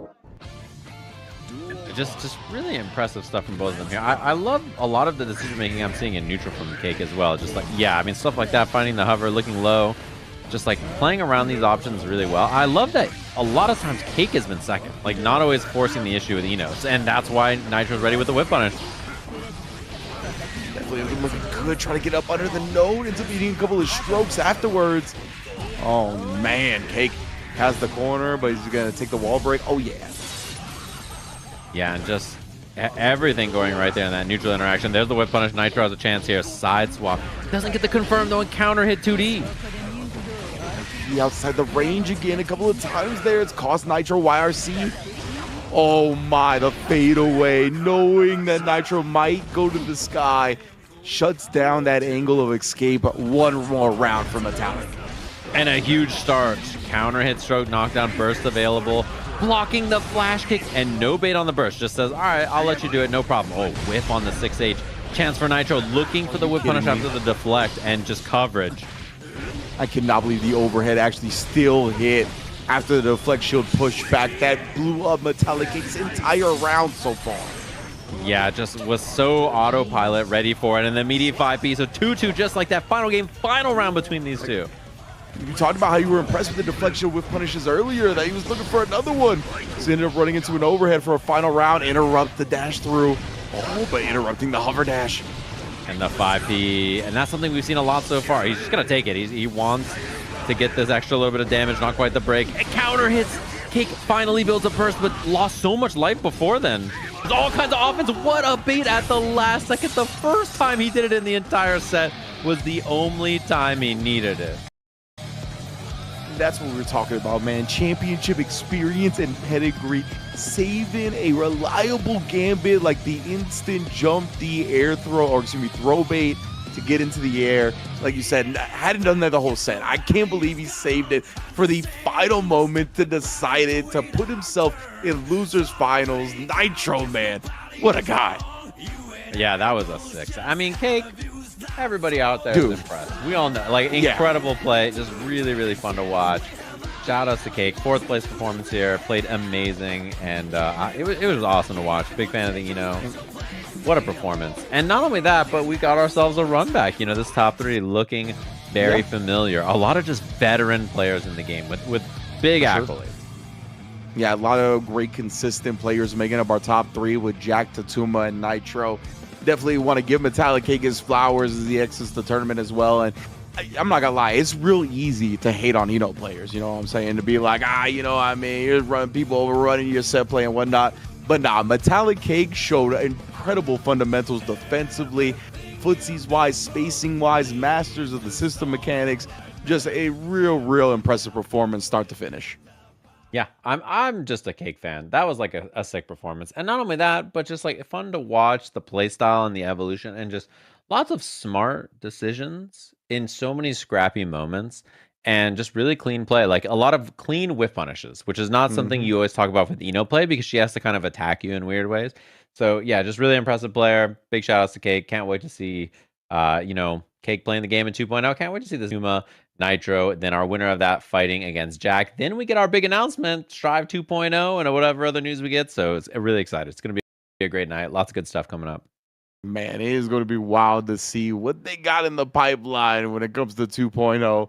Will definitely be fun. Obviously, everybody's going to be staying locked in here as we wind down into our top three, right? We only got 3 players left, as you mentioned, 3 all-stars who have been in these World Tour final events or equivalent for quite some time now. And yeah, I mean, the Tatuma Nitro match was 3-2 Tatuma in that winner's semifinals, right? Constantly trading matches back and forth from start to finish. So be interesting to see. I think Nitro's going to stick with the Leo, right? But to see what adjustments he makes gameplay wise to try to tame up Tatuma a little bit, it'll be real fun. Yeah, for sure. Excited to see that. And Tatuma versus Nitro was a nail biter. It was one hit away either way. And Nitro had the classic tweet of like, missed 2 game-winning inputs. You hate to see it. So, gonna be a good one. Excited to see it. And we're gonna take a little break. We'll be back with the remainder of our tournament and all of our announcements in just a little bit.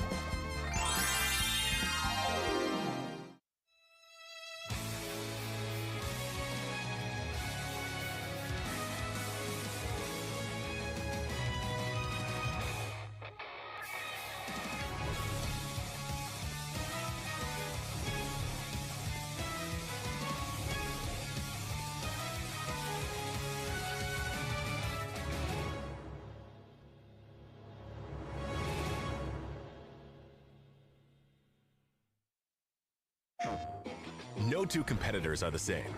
Some run on routine for the chance to win big. Some make time to rise through the brackets. Some lock in with confidence. However you prepare, there's a place for every kind of competitor. PlayStation Tournaments. Sign up today on PS5. PlayStation.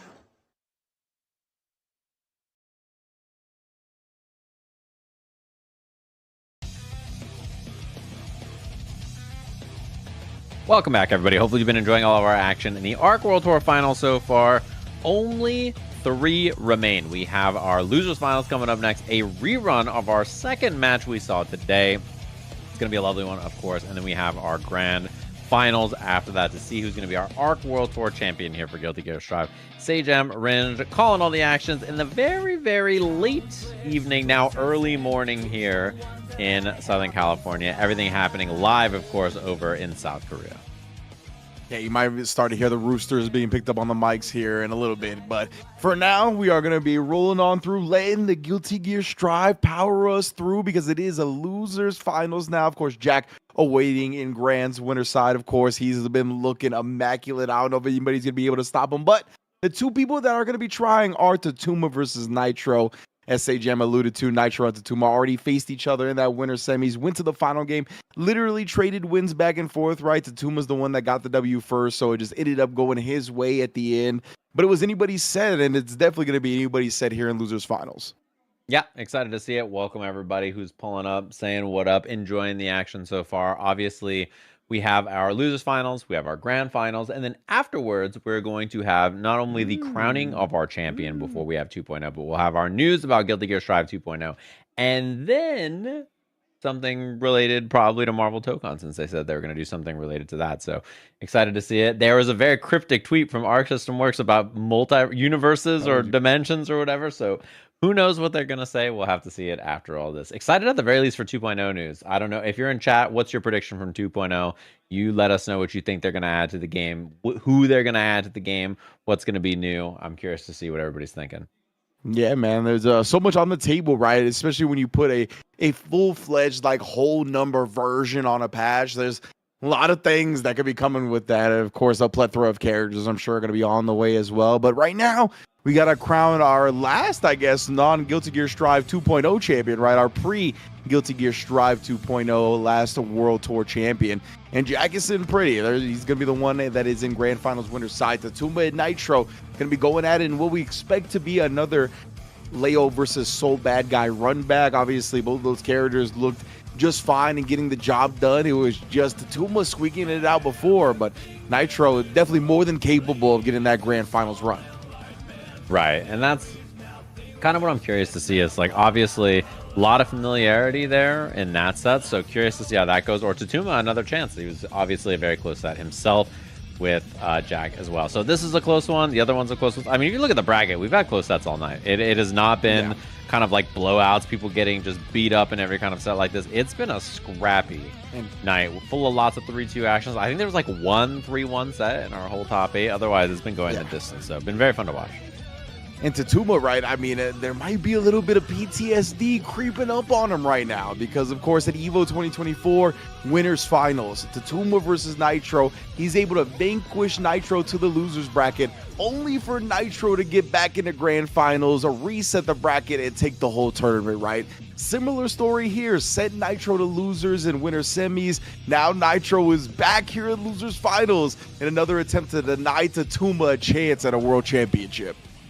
Yeah, and I mean, that's always the thing, too, is, you know, most people talk about this, but it tends to be that the person, if two people play, somebody wins set A, that the person who wins has trouble winning the second time, right? Like, it kind of goes back and forth. If it's close and you lose, a lot of times it ends up being like, well, you beat them the first time, but the second time they've come up with a new strategy, they've adapted, they've learned some new things, they're ready, and they win the next set. So we'll have to see if that's the case here. It's going to be a good one. It's a lot of just two characters who want to run their offense, but have to be scared of the threat of the reversal, right? Like both Sol and Leo have reversals that are really scary.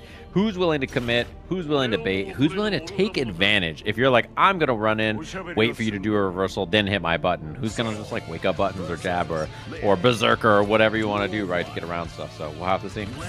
Yeah, and they both have strong neutral tools, but they also have strong interrupt rewards, right? So it can be scary to try to skip that neutral, do something that's big, and take that big commitment, because if you get interrupted, it's massive damage. And Nitro going to spin the burst early. Didn't want to give him the wall break tension.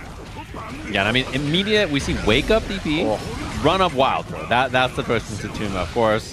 HVV on the clean hit gives you auto wall splat, so takes that bonus, gets positive bonus, extra meter on this, and so Nitro in a bit of a tough spot now. He's going to have to guess after this revolver. Oh, and then again, the low revolver option. Just hammering away at Nitro in that round. See how he kind of progresses from there. Trades on the 5Ps, then fires back just other side. 2K, 2D just takes the mix. Knockdown, delay jump P, looking for the jump out. And there's the air throw. Tuma looking very ready. A little bit of delay on that close S. Blowing up Nitro's attempt at escape. Another super through the wall. I love that confirmed Q into the gun flame for the immediate splat after. And then just finds the meaty close left. Just pulling up, slight delays, looking for reversals, looking for whatever. Lots of booms, but it doesn't last for long. As Nitro's looking for an approach. That 6H on the air backdash. Very big. The RC. Wow. So smart. Just like JK hits, and Nitro's like, oh, cool. I'm in, you know, I have my guard stance up. I can just like armor through this, no problem. Roman cancel breaks it, so he gets the combo. Very good awareness from Tatuma. And then Tatuma, aware of the distance of dash 2D as well, stayed just outside the range, forced Nitro to spin that RC, which left him all resourceless at the end. And now 2S to interrupt as this next round starts. Tatuma's looking clean, but the burst is punished. We saw the same baits before. I love the way he does close slash 2S on whiff or hit there, and then just waits to see if you're swinging or not for the burst bait. So he says, oh, actually did get a punish with the jab. Second one whiffed. Now into Tatuma to pick it up in the scramble. Volcanic Viper. I love the way Sol runs at you right there. Just pulling up all the way across the screen in the RC animation. 2D RC looking for pressure. Does not find anything big. And look at the patience, but then the stagger. The hesitation, bruh. Blowing up Tatuma, perfectly timed right there, but 100 tension. He's still there. 6P picks him up. Burst is available. When is it going to come out? Is it going to come out? There it is. He's forced off of it. Both of them have tension. He beats him to the punch. He's first with the fireball, and then he sees the vortex coming out, has the throw ready. The throw option is so fast, right? It looked like Tatuma actually had tension to maybe RC himself, but it all happened too quickly for her to get out. Oh my god. Wake up close slash. Just says, yeah, I know you're going to respect my reversal. I'm swinging. Nice. And he did. Tatuma followed with a tight end. Wall break, knockdown.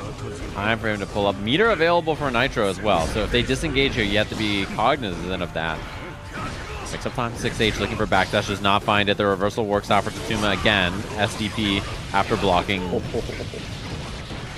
2D. Looked like maybe it caught the start of a revolver, or either way, some airborne maneuver.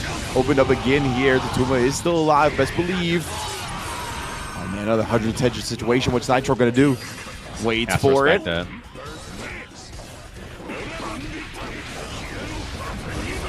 Okay, enforcing the burst. Trying to make this guess count. Double BRC looks at the overhead. Nice block. Trying to eat the inputs as Tatuma really throw him off the rhythm. Oh my goodness, he didn't immediately burst. Instead, he tried to run up the flex shield. Yeah, I mean, sometimes in this game you try to throw tech and you get chorus or go back D or whatever. Okay. Like, you know, you just I was going to say. run up. The accidental deflect is unfortunate. I was like, there's no way that had to be a purposeful deflect shield. Unfortunate error for Tatuma at the end there. 2S finds the buffer. And one thing too is you can confirm like counter hit there, but also crouch or not. Oh, that's a big punish. Delay. I love the combo choice. Delay JK, keeping it nice and burst safe, and then immediate super, so that it's very tough for Nitro to spend it. And now he probably just won't spend the burst this round. Man, 2S placement. Beautiful at interrupts. Tuma definitely didn't like the way that execution error ended the last game. Back with a vengeance. A chase down on the backdash. No burst. Just hold it for this next hit. 2K beating the 2S there. And again, SDP just commits to the option. Strike in and throw, and he's got to get us here. Close slash whiff after with the far slash. Another throw. Ooh, backdash. He was trying to bait something there. The RC into the mix. Nice block. He was late. Hard point attack was too active, and now the overhead catches the Tumba, trying to take his turn back. Yeah, Tatuma wanted RC there to break the guard, and he just got PRC instead, so there was no RC bubble. Nice. IB in the air. This is scary, though. No burst. Just going to hold it. I think pretty smart there to hold on to that one. Wait for the next round. Nitro, these delayed timing sometimes. I don't know how he pulls them off. Perfect weight on the close S. Holding the guard point as well, knowing it'll still counter the bandit breaker, and then countering the burst as well, canceling the back turn stance. being it absolute domination in this round so far. Yeah, that's one of those spots you can't burst there. You know, that's one of those spots. It feels bad, but you really cannot RC JD combo afterwards. Gonna spend, oh, does not spend super. Has 50 here. He can BRC forward. No, does not do it. Just expects it from him. Air throw. Chance now for Tatuma. Other side, nicely blocked. Catches the backdash. Nitro has burst. And there spends it on the Vortex to keep it nice and safe. 100 tension. This is very hard for Tatuma here. Yeah, I really love the burst in that instance, especially because the Tumba didn't have any 50 tension or anything like that, right? So you really have such an advantage when you're only a throws away from getting the win. Beautiful stuff from Nitro to take the lead here, 2-1. And again, this is what I was talking about. The PTSD might be creeping up to Tumba, finding himself in a very familiar spot. Yeah, and I mean, like when you have that much meter, right? And you can just do something RC, wait, let your opponent respond, do another thing RC, like you just have so much advantage. Like it's neutral is weighted incredibly in your favor in those instances. Nitro though challenging the pressure with the flash kick early, representing. 2S counter hit confirm, has Vortex ready. IB and the punt. Okay, I was gonna say this is gonna be a bad spot. Nitro commits and does do the cancel, and Tatuma taking the wild assault for the corner. Immediate break. Zero to the neutral, and Tatuma just walking back a little bit, waiting with the 2S. Nitro, no punish on that, no punish either way. Positive bonus. It runs out without really giving him too much. Counter hit confirm on the back turn S. Wall break 2. That's tough. Tatuma did not make a lot of offense happen, unfortunately for him on that. And now positive a bonus for Nitro here. Wow, good spacing on that. Ridiculous 2K spacing right there. And then canceling, catching Tatuma once again, committing. Try to bait a burst out. Does beat the Tyrant Rave out though. And then just throw so he can't burst the punish. Very smart. Yeah, he's playing around burst so hard with those combos there and actually dropped both of them, but still it worked out okay. Tatuma holds the trigger, so didn't end up mattering. Hard knockdown here. Oh, that is and the burst bait. No, that is so tough. Nitro here with a massive advantage now. Just a few instances of health away of getting into grand finals. Oh, the big jump H though. Yeah, good spot to burst on the HVV. Wow, the 2S again, and he can take the side swap on this with the JD. Wall break time. Breaking it Fafnir style. This is tough though. He has so much meter. Nice block. Block, bro. The defense. Oh, and he swings with the 2S. The counter hit immediate confirm there for the kill as Nitro getting his revenge and now a chance at this ARC World Tour Championships versus Jack. Man, excellent once again from Nitro, recognizing that he was pretty close to burst, so let's go directly into the super. No BS in between the overhead and it to make sure the burst is not accessible. Well done. Big ups to the Tumba again, like we talked about, one of the most consistent players of Guilty Gear Strive. Always finds himself in these top 8s and often in the top 3s. finds him another one here for 3rd place at the Arc World Tour Finals for the final version before Guilty Gear Strive 2.0.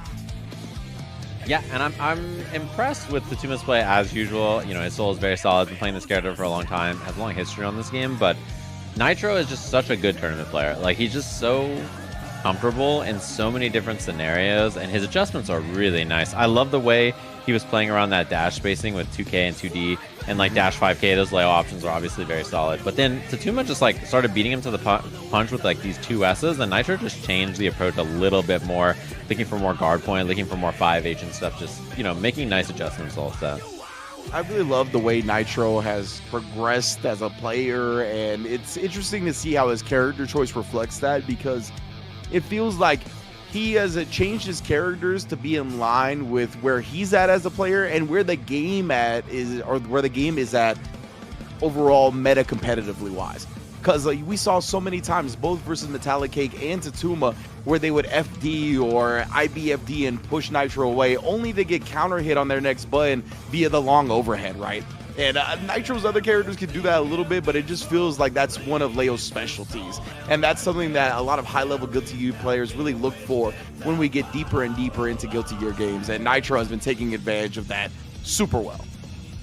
Yeah, and this is a set, you know, you guys have tuned into a TNS once or twice in your life. You're tuned into Strive majors once or twice in your life. Like, we got Jack, we got Nitro, players you're familiar with, okay? We all know what's going on here. And again, Jack is TNS's strongest warrior. You know, like this is the guy. He's expected to win unless something funny happens. And it's just every week fighting Red Ditto. Red Ditto posts the sad, videos of that guy he always posts after he loses, and Jack just wins. And this is the test. Can Nitro kind of find the cracks in the shell? Can he make something happen against Jack? You know, that's the question, and it's on him to try to make Jack's like uncomposed and like kind of not confident, make it a little bit scrappy, get the job done, or can Jack just clutch it out and play as solid as we all know?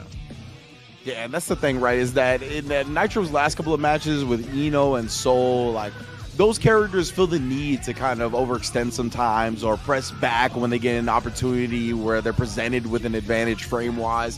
While Happy Chaos doesn't really need to do that. Happy Chaos a lot of time can sit back and rely on the gunshot to do some type of safe approach or safe poke rather than extend into something that's like the overhead counter hit. So I think it is going to be a bit of a different tale. There's going to have to be a bit of a different style on the table for Nitro. But obviously, he's extremely familiar with Jack. He knows that at this point, right? It's just all about executing the game plan. And maybe there's something for Nationals that he's got that he hasn't shown Jack yet. But yeah, it's going to be tough for both of these guys. Obviously, elite level competitors. Nitro, an EVO champion in Guilty Gear Strive, has now made it to an Arc World Tour Finals. Multi-time EVO top 8 placer in Jack as well. We're going to get a hell of a champion, whoever wins. Definitely, and so far their play has looked so solid. They've been in some tough spots and clutched it out, and that Tatuma set, like Nitro's adjustments were very good. So we'll have to see if it's the same thing here, where he can play kind of this solid, clean Leo gameplay we've seen so far, looking very comfortable in these scenarios, or if he falls for the same kind of thing we saw before, which is that Tatuma fighting against Jack had opportunities and moments, but Jack's defensive decision making, I think, is just like so aware. It's so tough to deal with. And he just wins these interactions on defense in neutral or every spot on the screen. He's just so prepared. He just plays the game a lot. A lot of other people have been messing around playing other stuff. Jack plays Guilty Gear Strive. He's locked in on this.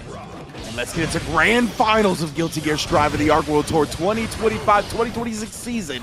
Jack and Nitro, we already got a burst out and we already got a roll. He's back at work.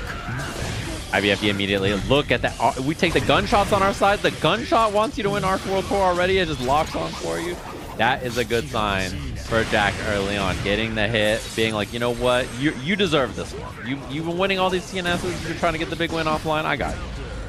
Looking like it. Oh, but Nitro pulled all the way up with the close S. I think Jack was expecting to press from a little bit further away. Dodges the bullet that time. Again, a little hesitation trying to blow up Jack's defensive timing. Yeah, I love the air dash with BRC down JP to try to catch some kind of option there from Jack. And then the escape with the BRC J2K. And that's the kill just like that. The BRC quick drift jump 2K, like, he is at the corner of the screen and all of a sudden there's just a hitbox on top of your head. Incredibly difficult to defend against. Yeah, when they changed that move, I was like, oh, word. And then now, when you see all the stuff that Jump 2K does now, you're like, oh my god, it is not the move it once was. Nice. Tough to see that there. Forces Nitro off the burst early. Low on bullets, so if there's a knockdown, I expect we'll see resources here from Jack. Being knocked down here. Oh, Nitro. Trying to look for the crosshairs, but mistimed the back turn K because of that. The lights are coming through. Refills all the bullets too there, which is a big win for Jack. Sets up the curse. And yeah, I kind of gave up space, and Nitro taking advantage. Knockdown, gotta guess. And counter hit, immediately spends the super. 1, 2, 3, and that is big damage for the kill. Round apiece. Back turn S. After the K's, man, just all hitbox from that distance. So tough to press against. There's the throw as well. JD on the other side, and then taking the side swap as well, so you can get the break on the wall with the super. One of the nice things about having that role is you can like choose how you want to do the combo and like which way you want to combo into. Yeah, 100%. You could always choose which side for your opponent to end on, really, with heavy chaos combos. And this time, making it out both of the DP and the burst. Jack, what a message to send to end game one. Yeah, that steady aim, like after you do the shot, steady aim, you know, you can't really burst there, unfortunately. Like it's already gonna be safe, or there's gonna be like either a cancel or like a bullet. So it's not gonna be long before you can block burst, and that is a tough one there for Nitro. Jump forward, FD. Yeah, trying to create some space right there. Nitro recognized the FD strag, got the dash up throw. Knockdown here for Nitro. Taking close last pressure, and that is the round just like that. Unfortunate counter hit timing on the second hit there. Not sure if Jack pressed or if it was an FD missed or whatever, but you can't get away with those early bursts. Yeah, had to get that out of there. Although Nitro spent Wild Assault, so not too bad of a resource shade, actually. You do get the flash kick on the roll, though. Murray is a charge move, so at least there's that, but then floats back to the original side after hitting cross up on the jump 2K. Nasty stuff. And now you got to guess on this too. Just close slash 6K pressure. YRC does work, and IB's it on the other side, but I think try to do something, and unfortunately, that is a no-go as you get the wall break here. No hard knockdown, so Jack has space. He can BRC also, and doesn't. Nitro just respects it, goes for the backdash. The overhead didn't get it. Unfortunate, messed up setup. Does block cross it this time, gets thrown afterwards, trying to route around this burst. And Leo will still be alive here, even with the wall break. A lot of scaling, just barely. Yeah, just barely. Chip is scary now too if you're Nitro, and while holding steady aim there, it's either like early or delayed shot, and if you're holding FD, you're losing tension the whole time, so then that's rough, unfortunately too. Wow. Gets the shot into the steady aim shot there. That's got to be a burst, yeah. Jack right back at you, so no resources for either of them. Oh, goes for the clone actually, and then the throw. Low on resources. Jumps in the front, keeps a safe jump curse. Kind of need it. Oh, that is rough. The resources were getting low. You kind of need to make something happen, but unfortunate for Nitro that he did. Indeed, and that's one of the things that Jack is so good at, is interrupting people trying to take advantage of the low resources by approaching. Oh my goodness, the flash kick gets countered, shot out of the air after the roll, and one more Ex Machina for Jack to go up 2-0 in grand finals. All this time, right? Like everybody's like, this Jack guy is so good, but like hasn't got the big win, which is funny because it's not like his results are bad. Like, you know, he always gets down, I think, when he doesn't do as amazing, but he's speed running the ARC World Tour Finals, which is kind of what you expect for him, given how dominant he is in every other bracket. Yeah, exactly. And is one game away from being world champion. Oh, that's a big knockdown though. Side swap. Looking for that back turn ass after dashing. And overhead finally connects on it, and that is big. Jack's defense is really good, so finding that hit is a big win. He got a little overwhelmed, and now a big chance for Nitro. Big chance indeed. Oh, ends up blowing him up low with a 2S. Beauty air blocked. Nice block. Oh my god. But then get counter hit by the low. That was a tough dust to see too. Definitely. Jack's defense is just, I mean, probably the best in Tribe. Not going to get the knockdown early. Too. Yeah, no hard knockdown, but wall break is really nice. Positive bonus is big. Going to have 50 tension instantly. Nice. Oh, that was so good. Literally move forward, then move back, baited out the 2S. Pure footsies from Nitro. Oh. Speaking of pure footsies, the big backdash to avoid the 6H. Good burst timing too. Got the side swap on the 6S there. Oh my god, backdash. Oh, didn't get a punish though. And jump back P fade away. Look at the signs of life from Nitro. Counter hit 2D, and that should be the kill just like that. So a game on the board. And listen, how many times tonight have we seen 2-0, and then suddenly somebody gets one game, and suddenly we've got a set on our hands, you know? Yeah, so much momentum. It even happened to Jack in the opener of this upper bracket, right? It was 2-0 early. Metallic Cake was able to bring it back, force a final game. Looked eerily similar to that game where Nitro just performed or started the comeback. So this could be the beginning of a whole new ball game. Yeah, we'll have to see. Jack, I like taking a second to go back to character select, you know, not immediately give in to any kind of momentum. Just be like, all right, let me have a think, and then we're back into it. Yeah, Jack, oh my goodness, what a throw. He's gone up 2-0 a couple of times and then taking his foot off the gas despite clutching out the set in the end. So probably trying to prevent himself from doing that. Doesn't want to be on the verge of a reset. He IB'd Berserker and hit close slash. That is some kind of just confidence in the fact that Nitro was going to try to bait the throw there. He was like, oh, you're going to try to bait the throw after this? No problem. There, but better canceled in the high 10 while he was back turn, no blocking, and the range on that, it's just like a jump scare sometimes. Jack's turn now, but taking his foot off the gas a little bit. Nice, finds the 2K into the gunshot, a little too far for the 6F in the air. Oh yeah, had to get out of there, didn't want to get anti-aired. I like using the meter and the throw bait. The throw bait, Nitro uses this so sparingly, only when he needs it in a clutch moment. Here it is to take the lead. Again. Oh, one more time. Oh, that was unfortunate. Punish the landing frames. So Chance now whips the air throw. The 6B went the wrong way. Okay, and that's the kind of stuff you need. Sometimes you got to scramble and make it happen. And you know, if you're Jack, he's shaking his head. Again, so smart from Nitro to punish with the throw right there. Make sure Jack doesn't get a chance to burst out in that moment. Uh-oh, that is big. Stagger pressure in the corner. Jack does have burst available. He countered the shot. He did. Air to air. Parried the bullet, baits the burst, Nitro. And a wall break on that. What a confirm. And then the bait the burst on that too. That was insane from Nitro. So much momentum now. Backdash BRC a big threat. Yeah, YRC a big threat. Nitro gets the whip punish, and this should be the kill. Positive bonus, extra damage, 2-2, just like that. This is what we saying, man. We've seen it so many times. One player goes up 2-0. That don't mean Nathan today. Nitro has tied it up. We are at one game. Reset for Nitro. Whole tournament championship for Jack. Let's get it. Oh my god, he's getting active now. We see Jack a little bit more offensive, and his backdash is getting clipped, not trusting his defense maybe as much. Again there. Nitro with lots of momentum. Yeah, the defense looking a little suspect for once. He got the instant block early on 6K, but couldn't get a punish after.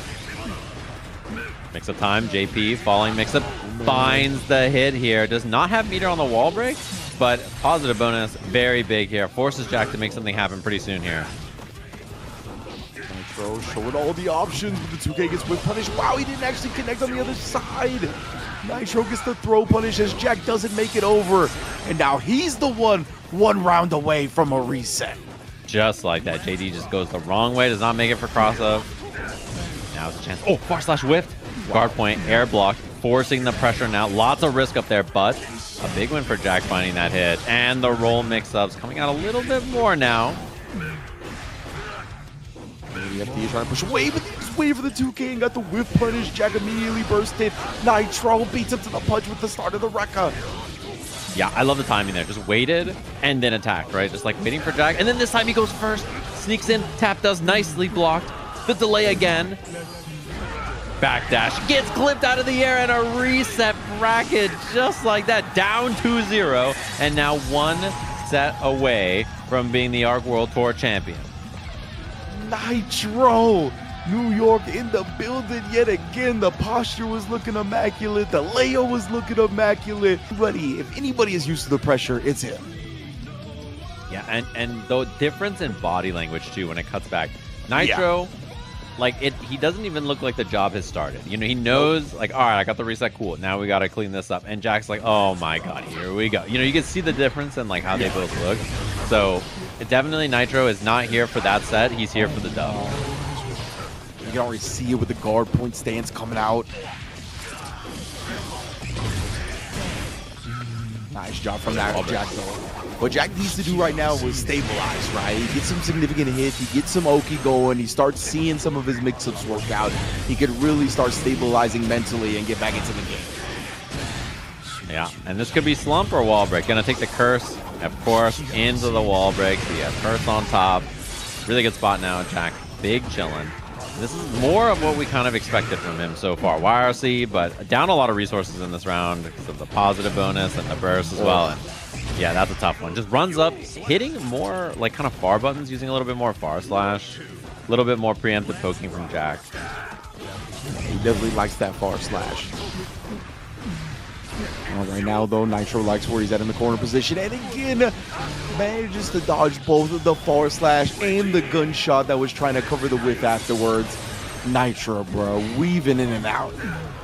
Yeah, I love the spacing he's holding in the corner, just like right outside Chaos is normal. That time he tried to swing because he's like, okay, I've been going second here. Maybe he won't do anything. And then Jack just hits a button again. We'll see how Nitro uses that intel. If he's going to kind of go back to that spacing where he can punish kick or 2K, excuse me. And baiting the burst, quick little RC afterwards. My man Jack started dancing on him. Gets the wall break, but not the kill.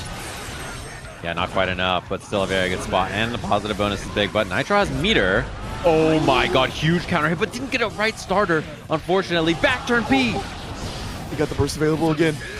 Goes low, RCs, he's waiting for it, but he doesn't delay it and it connects. Oh my god. He doesn't have any concentration. BRC's forward. Curse is on, but there's no concentration.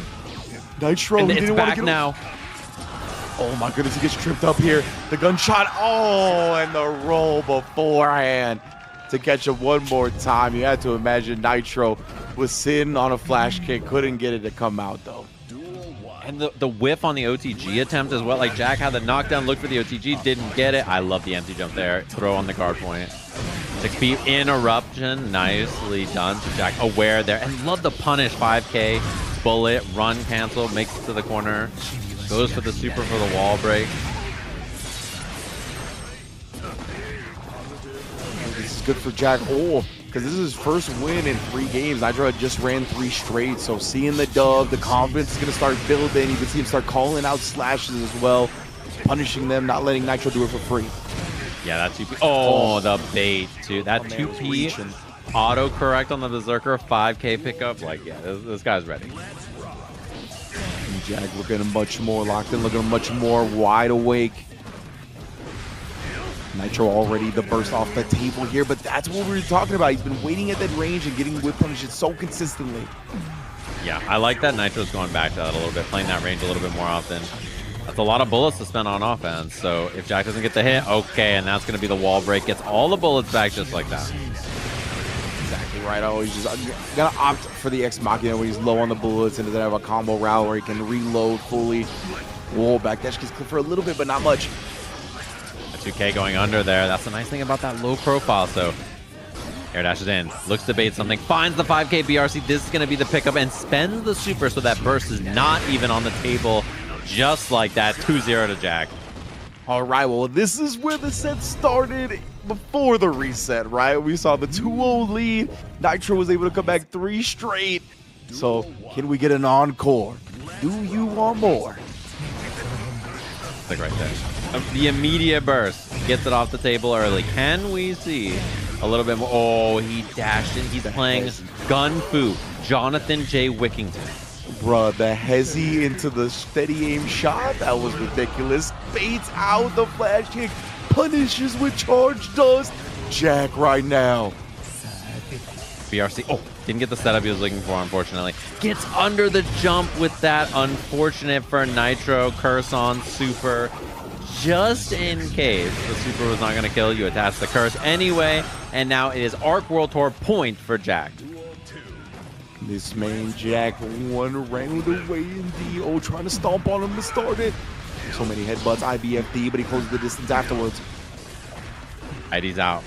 Nitro, good coverage. Unfortunate for him, though. He gets the side swap combo and the wall break. And oh man, Jack off to another good start. IB on the 2D. A whip punish, and yeah, he's got a burst. Yeah, Nitro, he needs to burst early, right? Because he needs to build it back for potential round 3, but the backdash gets slowed down and punished by the BRC. Let the shots ring out. And you need a miracle here to stop him. Nitro's gotta find something. Opens him up. There's no way out. Jack, the Beretta stepper, walks down his enemies to become Arc World Tour Guilty Gear Strive champion.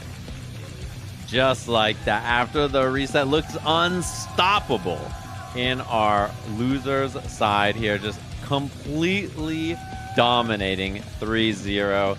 And that's the big win he's been looking for so long. He's got to hoist that thing up. That looks heavy. That looks like metal. Almost took himself out on it. And Arc World Tour champion for Jack there. Congratulations. I think the big offline, you know, kind of caliber event he's been looking for a long time. Well deserved after like what 60-something TNS wins or something like that. Just an outrageous amount. So congratulations to him. Yeah, I gotta imagine that he's up there for like most all-time TNS wins in any game. You know, you got like people like doing Punk and whatnot, and Jack is definitely up there in that echelon with the elites. Oh, we just got it confirmed from some of the TNS crew themselves that he does indeed have the most TNS tournament victories. Of course, I believe the TNS weeklies really built momentum with Guilty Gear Strive, of course originating with Marvel, but Strive has been one of their longest running games, and Jack has been a mainstay this whole time. It's very fitting for him to be the last champion of Strive before 2.0. Yeah, and I mean, very fitting, of course. I think someone who, you know, there's been a lot of players who've been very dominant in 1.0 of the game, but I think for this era of 1.0, like Jack has been so dominant for so long in mini competitions that it's just a matter of time, I think. Yeah, 100%. We were waiting for this big W from Jack. He's been so consistent, online, offline. Here he is with another championship to his title. Yeah, congratulations, of course, to Jack. Nicely done, and excited to see not only what they've got on store for him on the stage, of course, but our big announcement. We have 2.0 news coming up very quickly for everybody at home. 마무리가 됐습니다. Yes, indeed. 자, 우승자분께 인터뷰를 안 들어볼 수가 없겠죠. 먼저 우승 소감부터 들어보도록 하겠습니다. Congratulations on your victory today. How do you feel right now? Amazing. I don't really know how to describe how I feel. It's hard to imagine being up here and winning. It feels amazing, really. 最高の気持ちです。本当に言葉にしづらいほど感動しております。ここまで来てまさか勝てるとは想像もできませんでした。 어떤 마음이었을까요? 이미 준비가 다 되었다. 나는 우승할 준비가